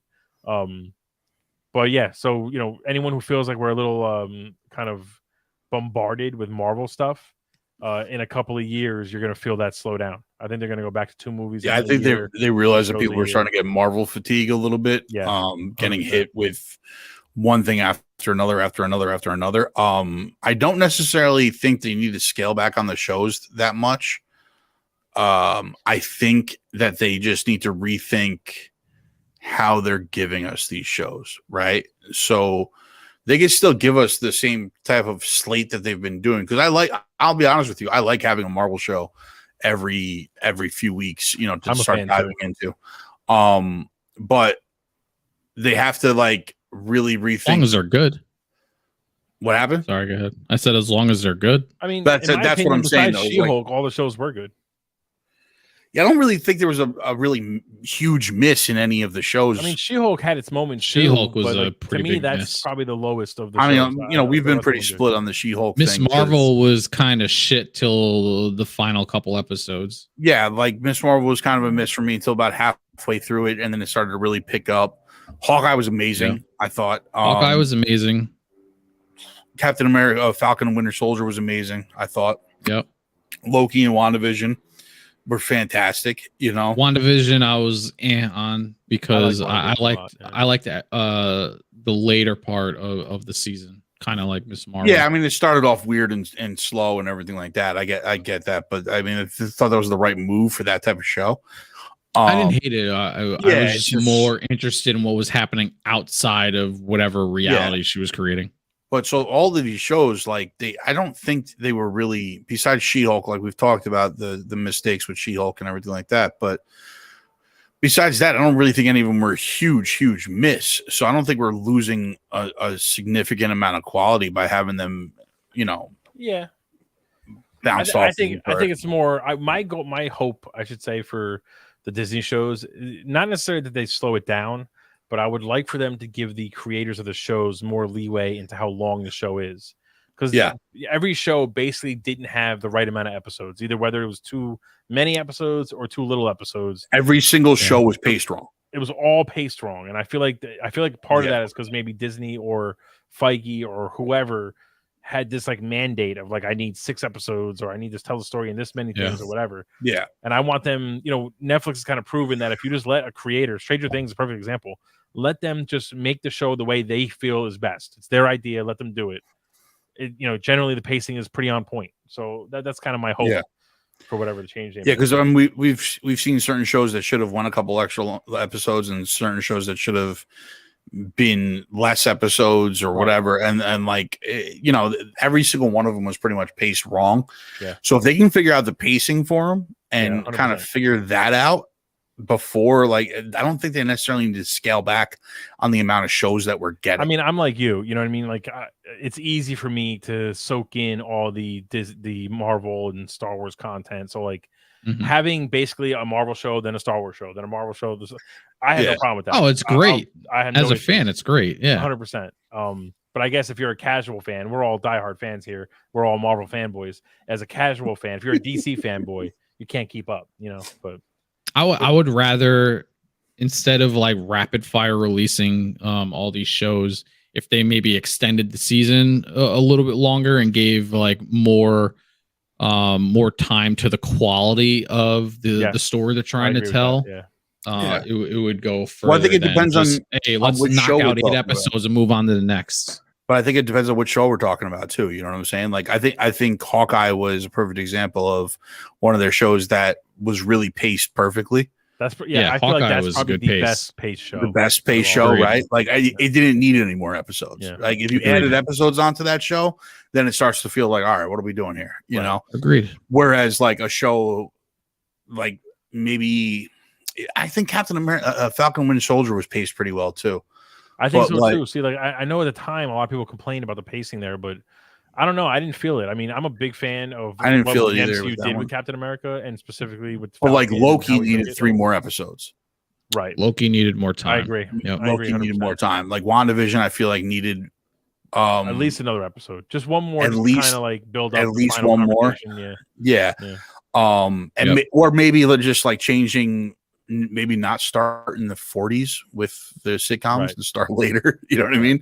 Something along those lines. Like maybe delete one of those episodes, add an episode onto the back end. Really, WandaVision could have started with the episode that her brother shows up. Yeah, I mean, like that could have been the pilot. End on that, and it would have been like, holy shit! Like the first couple episodes before that were just kind of like pointless. Yeah. So I think that's concept. if they could figure out the pacing to these, and maybe you're right. Maybe instead of us getting 4 a year, we get 3 a year. Yeah, like I think it would help them one out. thing they have to do, I think so. One thing they have to do, hands down, is keep the holiday specials. Oh, absolutely. We don't get a Halloween special. and a Christmas special every year now, Right. and I want one more. Figure out another fucking special. Throw it away. Give me an Easter special. I don't give a shit. Like, yes, like right. I love those so much. Perfect. Can you do like a Memorial Day special, and it's just like an hour of Captain America or Shield or something like that? Yeah, something military wise in the MCU. I want one more special, 100%. Yeah, I'm 3 all specials about a year, 2 shows a year, and you have us sold. A Yeah, couple other quick agreed. announcements or quick kind of pieces of information that we got from the Entertainment Weekly interview. Harrison Ford, so he is playing Thunderbolt Ross. It's confirmed, but he's the president of the United States in the next Captain America movie, which is called New World Order. Kevin Feige basically, I mean, he all but confirmed that Red Hulk is coming. The whole premise of the show, I think, is going to follow. I'm sorry, premise of the movie is going to follow the show where people are trying to make a super soldier serum. Captain America's job is basically to stop him. I mean, all the breadcrumbs are there. You know what I mean? You don't get somebody big like Harrison Ford unless you got a big role for him. And Red Hulk is really the role he needs. And before anyone yells at me, because I'm okay with Harrison Ford at his age being Red Hulk, that's all computerized. They're not de-aging him. He's still an old man. And then he's going to turn into a big red thing that just fights everyone. So I'm okay with that. If Indy turned into Red Hulk, I'd be okay with it. See, now, like having a Red Hulk without another Hulk on the other side, do you think that's a miss? But you don't know that we're not going to have another Hulk. There's been a lot of rumors, especially when She-Hulk came out, that the rage-filled version of the Bruce Banner's Hulk is still there. He's just suppressing it with his technology. So I feel my only problem is Bruce Banner the Hulk that fights Red Hulk, or are they pushing She-Hulk to the front and she's the one who's got to fight him, which they could do. Do I want that? Not really. You know, I heard a rumor that New World Order is going to be around Serpent Society. Okay, that kind of makes sense. But I mean, but they could be the ones that are trying to get the super soldier serum, right? You know, and then because you could do both. You could have you do both, Red Hulk, and then you have Serpent Society. I mean, he did basically confirm that New World Order is going to be the through line for Thunderbolts, which makes sense. Which makes perfect sense. And hopefully they revamp that entire Thunderbolts. I was going to say, they have time. Like maybe the Thunderbolts lineup we saw is the main lineup, but to add somebody like Red Hulk into the lineup, or what I'm hoping is that's not the lineup for the Thunderbolts. That's the lineup for the team that's trying to take down the Thunderbolts. Because it would make more sense to me in that way. Actually, you're right. And the Thunderbolts wind up being a completely different team. Well, apparently Feige said Winter Soldier is the leader of the Thunderbolts. Makes no fucking sense. Yeah, why would he be the leader? I don't know. That's what he said. I saw that. We're Marvel fanboys, right? So I guess we're supposed to agree with everything Feige says, but no, I don't have to agree with everything Feige says. Honestly, not when it comes to the fucking Thunderbolts. All the Thunderbolt information they've released has been, it's almost like I had this big balloon, right, of excitement for Thunderbolts. And every time I get some more information, it just deflates just a little bit. Just a little more, and it's like every little thing I'm like, no, I'm just holding on. I want to hug this balloon. I just don't like, none of it makes any sense to me. Like, why is that the Thunderbolts that you choose to like? It just doesn't make any sense. None of it makes any sense. I guess we have to wait and see though until we get a trailer. I'm hoping this is just like red herring shit that Feige likes to do. They're kind of notorious for that at this point, right? They give us trailers with nothing that's in the movie, like one of the other pieces of information we got, which I think, we all knew was inevitable. Spider-Man 4 is in the works. They're working on a treatment. Tom Holland to return as Spider-Man at some point. Good. I'm all for it. Scythe and I had this. We talked about this on the Facebook group. If you haven't joined Generational Gaming Entertainment on Facebook yet, please do so. I need. They gave us the little gloop, the Venom gloop that's in our mainline MCU now. Tom Holland now, nobody knows that Peter Parker is Spider-Man. So we got a fresh Spider-Man who's your friendly neighborhood spider in the city, living on his own, trying to make ends meet, the whole nine. Like, the stage is set. Please, even if you're not going to give us Carnage, please just give us the right Venom. Give us a Venom versus Spidey storyline. I don't think we're getting Venom either. Oh, be honest. God. I think we Don't are. upset me, man. Nah, I don't think we're getting Venom till Secret Wars. I think I don't even know if I want to see him versus Venom at this point. I think the better option is Craven. They're doing, but Sony's doing Craven. So Yeah, I they're already know, doing I Craven. know, but I want to see. and they're already ruining it. So I mean, yeah, I know. I want to see a Craven's Last Hunt in the MCU. I would love to. I would really love to, but You know Sony's what I already mean? kind of that ship has sailed. So I'm not. I know, but Sony's also would doing be- Venom shit. That would and be a Carnage shit, great so- like trilogy ender. You know, 100%. like Tom Holland's last movie as Spider-Man like- would be great as I think- a Craven movie. I think as the movie of him breaking out on his own, I think that's a better story for the first of his like trilogy. But let's say they did that, right? That to me, it's an easy storyline. You introduce the black symbiote in the first movie. You give him the black. They always got to give him a new outfit anyway, right? So you give him the black outfit in Spider-Man 1, whatever they end up calling it. In Spider-Man 2, he rejects it. It goes to Eddie Brock. You hint at Carnage. The third Spider-Man, the trilogy, is a full-blown Maximum Carnage. Like Venom and Spider-Man have to team up to fight Carnage. It's like you said before. It's fucking written there. It's there for you.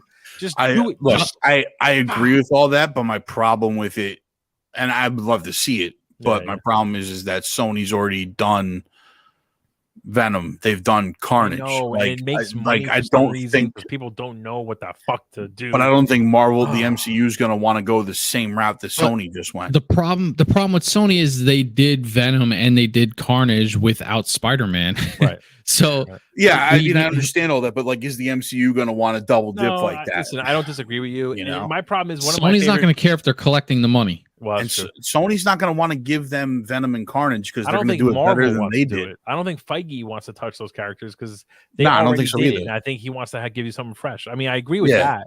I don't agree with that happening, but I agree that that's the thinking. But what sucks is like Morbius is another fantastic Spidey villain, and Sony took that one, and I'm like, bro, stop ruining these characters. Like, God, like there's such good villains. You know what I mean? I do want to see Spidey versus Kingpin. We got to get that. We got to get Spidey and Daredevil teaming up.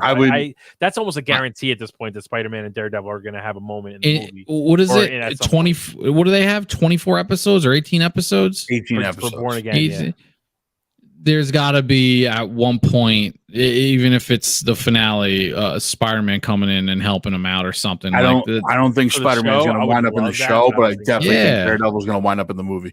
I would love that in the show if they gave that to us. But I don't think so either. I mean, you Well, don't they're have to doing- have Tom Holland, right? You just bring Spider-Man in. Just From what I understand, they're doing the Kingpin becomes mayor of New York storyline, which would make sense because that has a lot to do with Echo also. Right. So, I mean, if that's the storyline you're doing, then later on when you do the Spidey 4, Kingpin is mayor of New York, it could be Kingpin is the big bad, right? The big villain. Yeah. Or at least maybe Kingpin is working with Spider-Man in Spidey 4, and then by the end, maybe Matt Murdock shows Peter Parker that Kingpin actually is a bad dude, and the Spidey 5 is them teaming up. I mean, they have storylines there. You know what I mean? But there's a ton. I would hate for, as much as I love Kingpin, I would hate for that to be like for him to be a reoccurring villain for Spider-Man. I would want him to focus on Daredevil. I mean, Kingpin could show up for a lot of characters. I mean, he could show up. He could. I don't want him to be the focus villain for Spider-Man because there's so many good villains. I would argue, I would be on your side if Vincent D'Onofrio didn't absolutely just obliterate the role. Listen, again, I mean, he love was the big villain for Daredevil, it was phenomenal. Like, arguably the best Marvel show we've gotten. So, like, I understand. I don't know. I feel like he could do it. He's going to be the big bad of one movie. I'm all for it. But he doesn't necessarily have to be the big bad. He could just be the bad guy behind the scenes in the movie in some capacity. Then sure, as long as he's not the main villain. Like, he can get the character. He could bring Vulture back. If we're all okay with old ass Michael Keaton being Batman, let's bring him back as Vulture. I mean, he could put together his own little Sinister Six. We need Baxter Stockman, I think his name is, right? To create the spider drones. I can't think of the name of the freaking drones he creates now. But Wasn't Baxter Stockman from that's from Teenage Mutant Ninja Turtles. What's the guy's name? Oh, that's what I was confused. All right, what's the He was guy's the name? Fly. Anyway, it doesn't matter. But he had a scientist basically building robots to go after. Yeah, slaves. I mean, like, listen, they can All go that a bunch stuff of is different ways with this. I would also entertain them bringing in a new Green Goblin. Yeah, As much as we love Defoe and everything like well, that. we don't have like, a Well, they Harry have the Osborn, right? Hobgoblin teasing with Ned. It could be the Hobgoblin. Could be Like Hobgoblin. that'd be a good route for them to go. They kind of have to do that at this point. Because Like everything else has kind of so much. been done. Like the only thing that we haven't seen yet is Craven, Hobgoblin, the stuff Venom. like that. So we've seen Venom though. No, I don't Like, count it. I don't count Not it. No, in Holland's world. I know, but like It doesn't Sony count. did it. It doesn't count. It's Carnage was Sony's crap. thing. Venom was Count. crap. Okay, Don't whatever you guys say, bro. Like you guys are Don't so count. ridiculous with this stuff. It's a different universe. It doesn't count. Fuck the universe. It didn't Don't happen. count. I erased it from my memory. It didn't happen. Those We've Venom had two movies were- Venoms and they were both trash. The only thing they did was get Made the a lot of Ranger money game. though. That's the only thing they did. Made a lot of money though. The Ranger game is starting now. Anyway, now I'm angry. We talked about Venom. Anyway, MCU fanboy here. I fucking hate Venom. Anyway, Last of Us. Let's move on to Last of Us because we don't really have much else to say. Unless did I miss anything with the announcements? I don't think so. I think I touched on everything. Episodes 4 and 5 of The Last of Us, man. So we held off. I wanted to hold off because to me, you got the feeling at the end of episode 4 that it was really the first part of the story. And I'm glad I held off because that was 100% what it was. 100%. Episode 5 and 4 go together. Now, we all played the games, right? So I feel like this is the first time that I think we're past where Zuplex played. Yeah, we're definitely past where I played. Okay, so for Scythe and I, then I'm pulling up the show right now, an image of the show.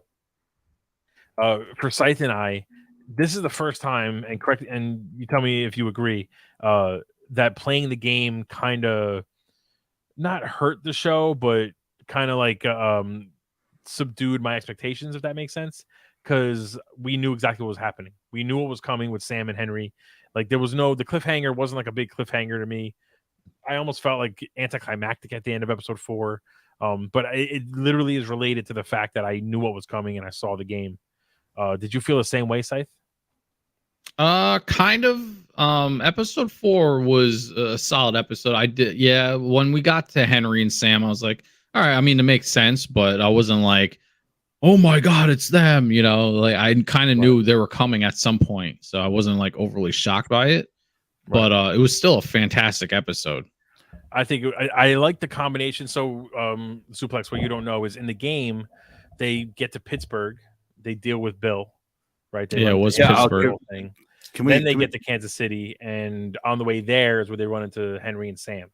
Well, I heard in the game they don't get to Kansas City. At all. In the game they don't go to Kansas City, but they're basically heading towards there, and they run into Henry and Sam. So the episode 4 was a good episode. I really liked it. I thought the dynamic between Ellie and Joel was really good. The ambush. Sorry to cut you off. The ambush scene in that episode is fantastic. It's absolutely nuts. Love it. Almost to the T of the video game. Yeah. Ended with the kids holding them at gunpoint, and I was just like, okay, all right. So we're introducing new characters here. I don't understand why they changed from Pittsburgh to Kansas City, because I have this is very picky, and I understand that, but it makes no fucking sense whatsoever why they're in Kansas City. They were going from Boston to Wyoming. Right. Boston to Wyoming. Kansas City's down here somewhere. Why the fuck are they going like that? It makes no sense to me whatsoever. And I was so frustrated. Like, that's all I could think about in episode 4 was they're like, oh, it's Kansas City. I'm like, why are they in Kansas City? It makes no sense. Well, and then I saw the thing afterwards where they're like, oh, we decided to change from Pittsburgh. I was like, no, Pittsburgh makes sense because in the route from Boston to Wyoming, you would wind up in Pittsburgh at some point.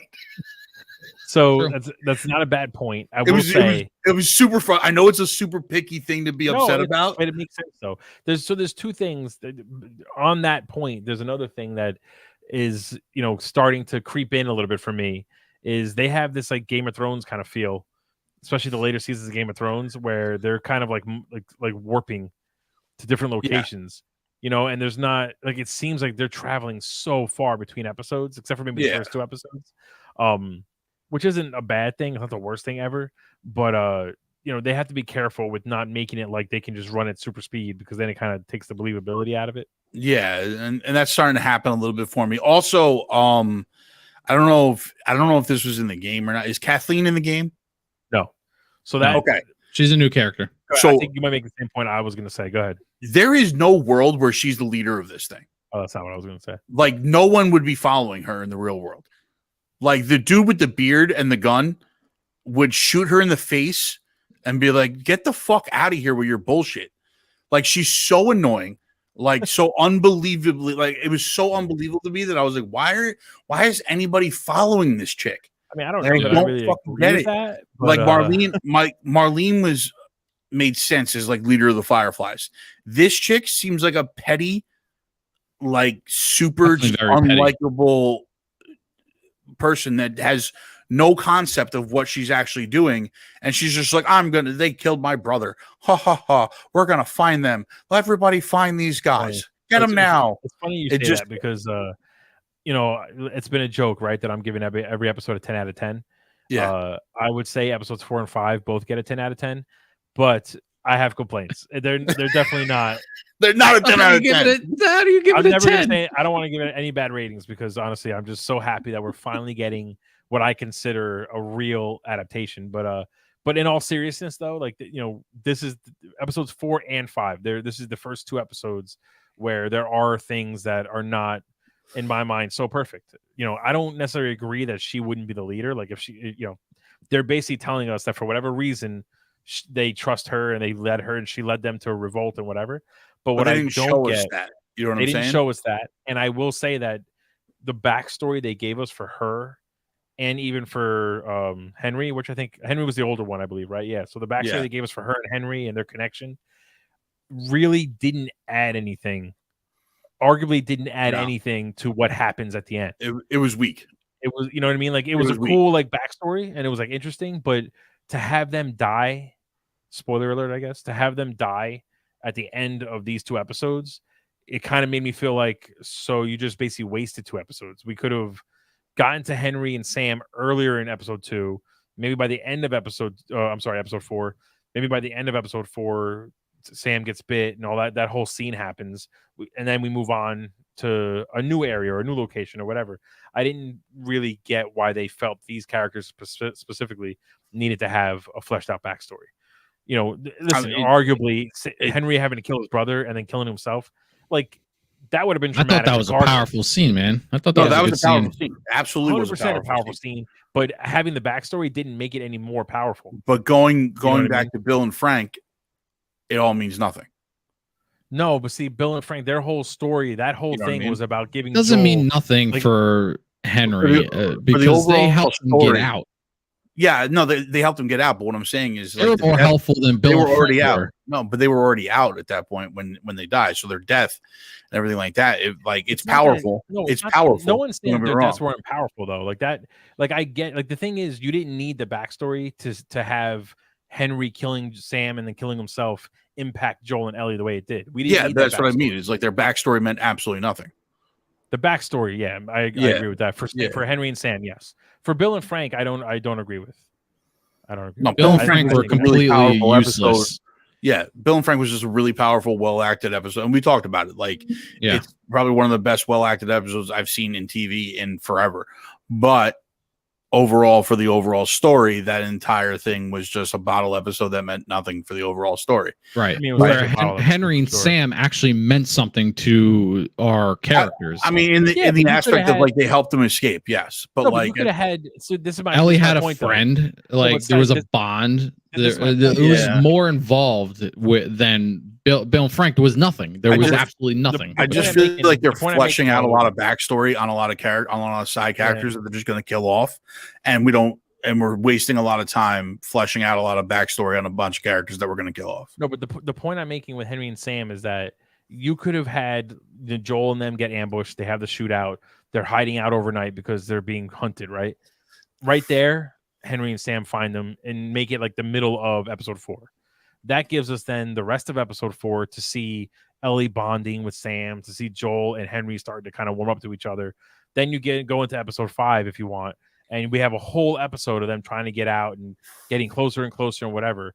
And you still feel the same that went as the way it ended. You have the same feeling there, or even more so because you saw them spend more time together.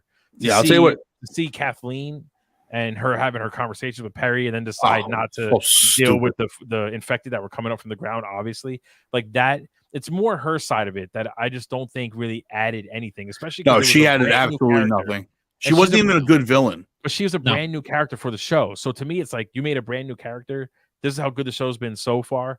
Like, all right, cool. I want to see what you do with this character. And in the end, we talk about a good villain though? The bloater? The bloater? Bro. Like, can we talk about the good? Let's like that whole. You thought that was good? You didn't like that? Oh my god! Listen. I'm the crazy one. No, Carmine, you're on timeout. I'm removing. Hold on. Hold on a second. Let me see what I'm going to say here. All right. Let me zoom in so I can look at your stupid face. Good. I thought the whole scene of them all coming up from the ground was amazing. Like them rushing everything. I was a little let down by the bloater because he looked like the Stay Puft Marshmallow Man, and the CGI was kind of crappy on it. Like, I would say that's because you didn't get to him in the game. Maybe I really don't know. I mean, maybe I don't know. But this is where we have the perspective of someone that didn't play the game against some of the guys that did. Because for me, he looked kind of like a Teletubby coming out of the ground, and it was cool when he ripped the guy's head off. Like I was like, oh shit! But at the end of the day, the CGI on it was a little iffy. It was a guy in a suit. But the CGI of him ripping the guy's head off made him look like, it was a little iffy. Like the Michelin Man, bro. I completely disagree with that whole statement. Fun fact, the way he ripped that guy's head off or head in half is exactly what happens in the game if you get caught by a bloater. He grabs you, he puts his hands in your mouth, and he rips your head in half. It's freaking fantastic. Look, and he's going Hulk mode, just smashing like, bro. It was amazing. They made him even scarier because in the show, the fungus works together, and it almost felt like he was controlling that. He was controlling them, which 100%. Is like even more intimidating than he is in the game. Yeah, Yeah. I think what part of the problem is that I've heard nothing but everybody talk about the bloater. Can't wait to see the bloater. Like, we're going to see the bloater. It's going to be the bloater, guys.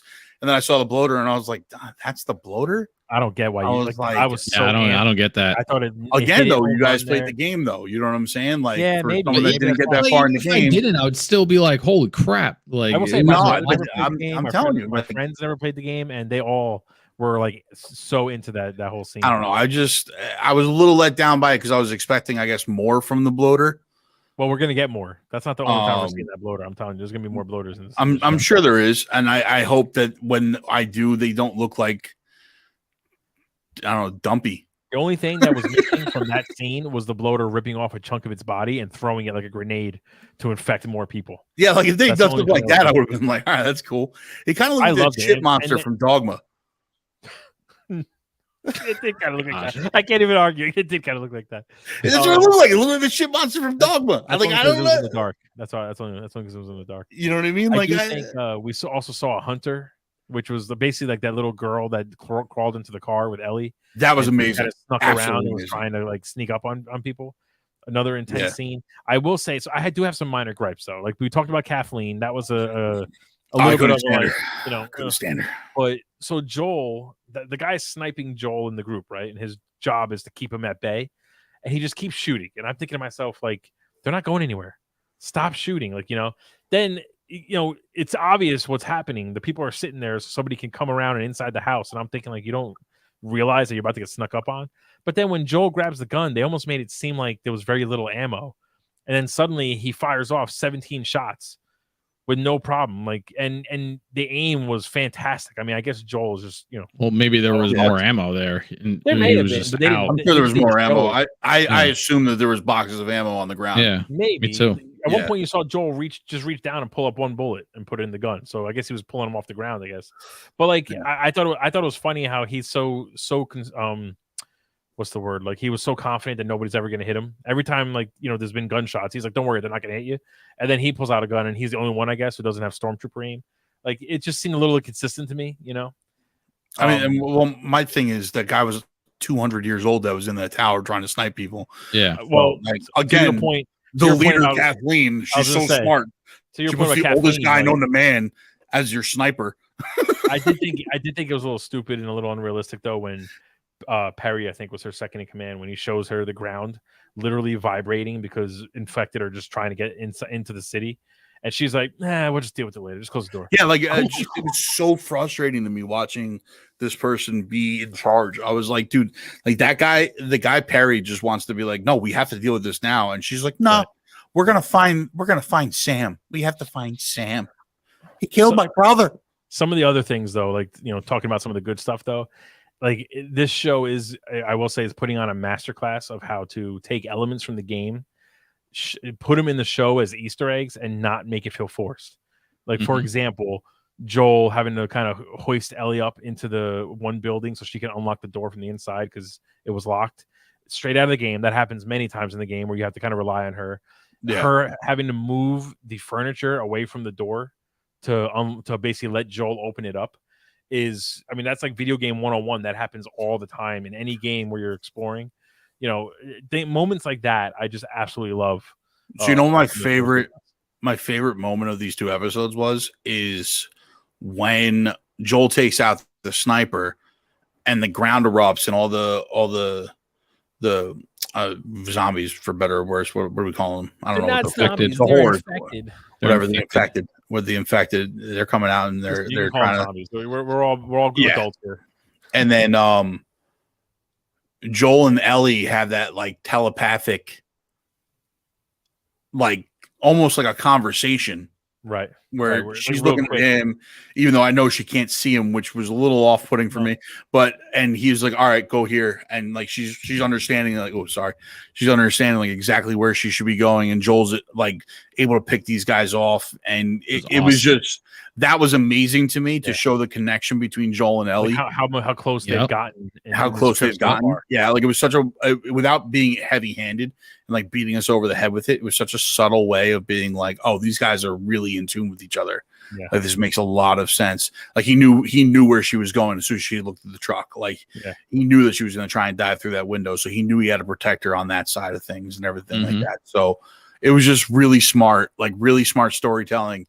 Like that's how you tell that story. Like I will say, to have a little bit more of a complaint too, is I don't know if I was a fan with the way it ended. Not with Sam getting bit. I mean, that's straight out of the game and Henry having to kill him and whatever.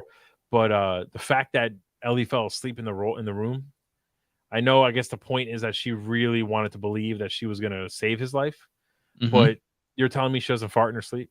She doesn't make any sounds. He turned into a thing and just sat there and didn't know that he was there. Like, that zombie was deaf. What? He wasn't. Oh, that makes sense. That does make sense. The kid's deaf. The zombie's deaf. Yeah. Oh, you know what? All right. That makes a lot of sense. So she's not making a. She could be snoring, and he's not going to hear it. I completely missed that. So yeah, you're right. All right, I take it back. It's 10 out of 10. 10 out of 10. He only freaked out when she touched him. No, you're right. Like I thought that like it was supposed to be like he only realized she was there when she touched him, and I'm like, you didn't sense her being there, but no, you're right. He didn't even hear her. So that's why I guess that means that he turned around and faced the window because he didn't want to see her in the room, or he didn't, when he turned, he didn't want to see her in the room. So he was facing the other way, and at that point, he doesn't know anyone's in there with him until she touches him on the arm. Oh, that makes a lot more sense. That makes a lot more sense. Come on. Also, real quick, in the game, Joel very much has this rifle that he now possesses, and I love that this was how he got it. Hell yeah. I thought that was awesome. Yeah, hell yeah. I mean, they're doing a good job of giving us elements from they're doing a fantastic job of giving us elements from the game in a way that feels natural for the show. Nothing feels really forced, you know what I mean? Yep. So, I want them to keep it up, and I'm, we're only 4 episodes away from the end. It's only 9 episodes, so we're more than halfway there now. I'm like, I mean, that was part of my other issue that I have going with this show right now is that we're more than halfway to the end, and we've barely scratched the surface of anything. Well, the whole point of the show is their trip to get to the west. I think, wherever they're going. I think part of the issue is that we've been told already that this first season is going to be the entire first game. Right. So, like, do you think they could wrap that up? Because obviously, next episode Probably. we're in Wyoming in the next Well, they episode. absolutely could. So the cutscenes in the first game make up about 10 hours. So if you Okay. remove all the gameplay and you just take the cutscenes, which is basically where all the story happens, it's basically the length of the show. You know what I mean? It's going to be around 10 hours. So Gotcha. they absolutely could. And in the game, there's huge chunks of time where nothing happens, and they basically skip ahead. So, like, you know, you finish, say, for example, the Pittsburgh section of the game. Yeah. That's like, say, summers or whatever it is. And then the next section of the game is spring. So, you know, there's a whole section where you don't see them traveling. That's basically what we're getting here. I think my only issue, they're going to wind up in Wyoming in the next episode, right? Yeah, they're probably going to finally reach Tommy, and then the final 2 episodes is getting to the west and the final. Yeah, I'm not going to say it, but the final showdown. Yeah, this is one of those instances where we really just I really can't. I know I can't say nothing. Like, all I'll say is that there are moments in the game where you literally, Joel does certain things and you literally sit back and you're like, yo, this fucking guy is badass. And they haven't happened yet, which they shouldn't happen if they're following the game. So, like, I'm just looking forward to some things. And I think, I feel like, you know, your guys' point, I mean, Scythe, you know the game, so maybe it doesn't really apply, but for you, Carmine, I feel like your opinion of Bill and Frank not really being a worthy backstory, like, I feel like that by the time the show's over, you'll understand more why they're a worthy backstory, why it was a worthy backstory. I mean, we'll I don't know. I don't think that's going to be the case. I know you played the game and you don't agree with that. So, you know, I don't know. I just don't agree with that at all either, because at the end of the day, like, it just informs decisions that Joel is going to make. I can't but say I don't more. think- I don't want to ruin it. all right, so I understand what you're trying to say with that, and like I understand where you're going with that mentality. I don't think that episode showed us enough of how it's going to inform Joel's decisions going I'm not forward. going to change your mind. So You know what I mean? Like, it was one of those things. I agree with that, because I get what you were saying, even when we talked about it when that episode happened, that like, oh, well, it's to show Joel why he should, you know, not just why, but Kelly and I feel like Joel felt him and Bill were the same, and for him Joel, I'm saying, feels like that he's not going to love again. Like, you know, his daughter died. It's over. He's not going back to that opening up and all that stuff. And then to see Bill, who he felt was like him or even worse than him, meaning closed off to the world, find purpose aside from just surviving, it almost lets Joel go kind of like, maybe it can happen for me. Yeah, but where that logic all falls apart is that when Bill's love was then taken away from him by cancer, he killed himself.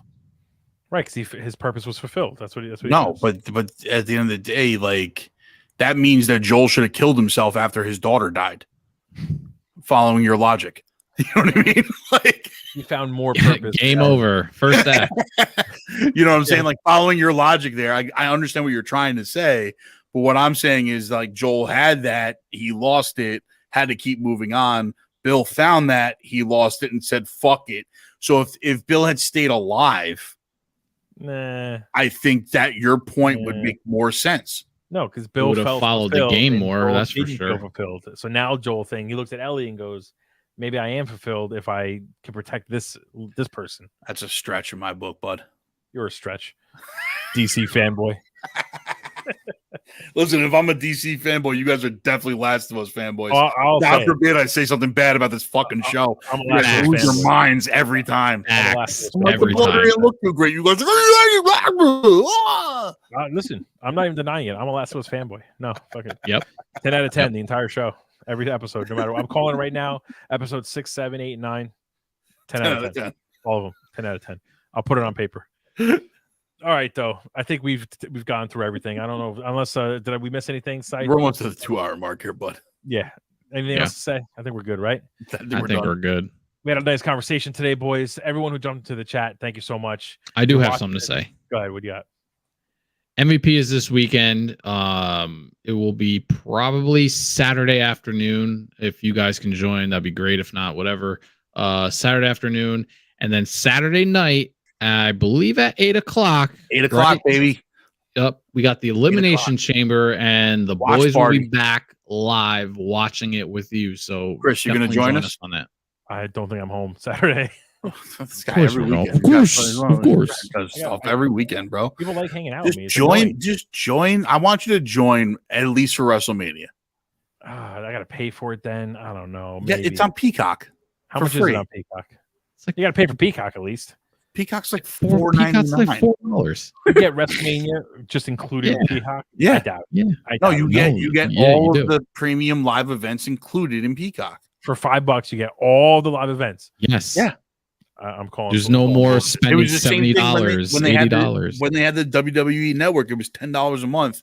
You got every premium live event. I'm calling bullshit. Most people would You can only. call bullshit all you want. Download Peacock. You can watch every WrestleMania that's ever happened right now. When is WrestleMania? Beginning of April 3rd, April 3rd, April 2nd, 3rd and 4th. something like that. Maybe. It's a weekend thing. It's a Saturday and a Sunday. We're going to be doing a lot of live streaming there. All right. Maybe. I'll Yeah, try to get we into, are. I'll try to get into that. I really wanted you to join in on Elimination Chamber just to see the chaos that is Elimination Chamber because you Yeah. haven't watched wrestling in forever. Yeah. For you to be like, this is what they're doing now. There's not a lot of like incentive for me to watch wrestling, but maybe I'll jump in, just talk to you guys, just to bullshit with you guys. But Hell yeah. we'll see. I mean, I gotta, my wife is basically the one who takes care of all the plans, so I'll have to find out from her if we're even home. But I can always jump in, right? You're doing it through StreamYard, so I can jump in whenever I'm home. So we'll see. I'll let you guys know. But anyway, after all that, I know nobody wants to hear us talk about making plans for the future. Like and subscribe. Join us on all the socials. You guys all know what to do, man. Ring that bell. Keep an eye out. I'm playing Hogwarts Legacy. We got all kinds of games called Call of Duty and everything else happening at the moment. And MVP this weekend. Oversell podcast coming out. Is it this week or next week for Oversell? You have the event. Well, we're going to do the event. We're going to do the watch party on Saturday. Gotcha. So and then we'll probably do a recap Sunday or Monday. If you didn't see their last watch party, it was pretty hysterical. So it's worth watching and it's a having good time in the background. So it is a good time. Thank you guys for spending 2 hours with me, and I will see you guys next week on the Theater Room at Tuesday at 8:30 live, Facebook, YouTube, and Twitch. Yes, sir. Later.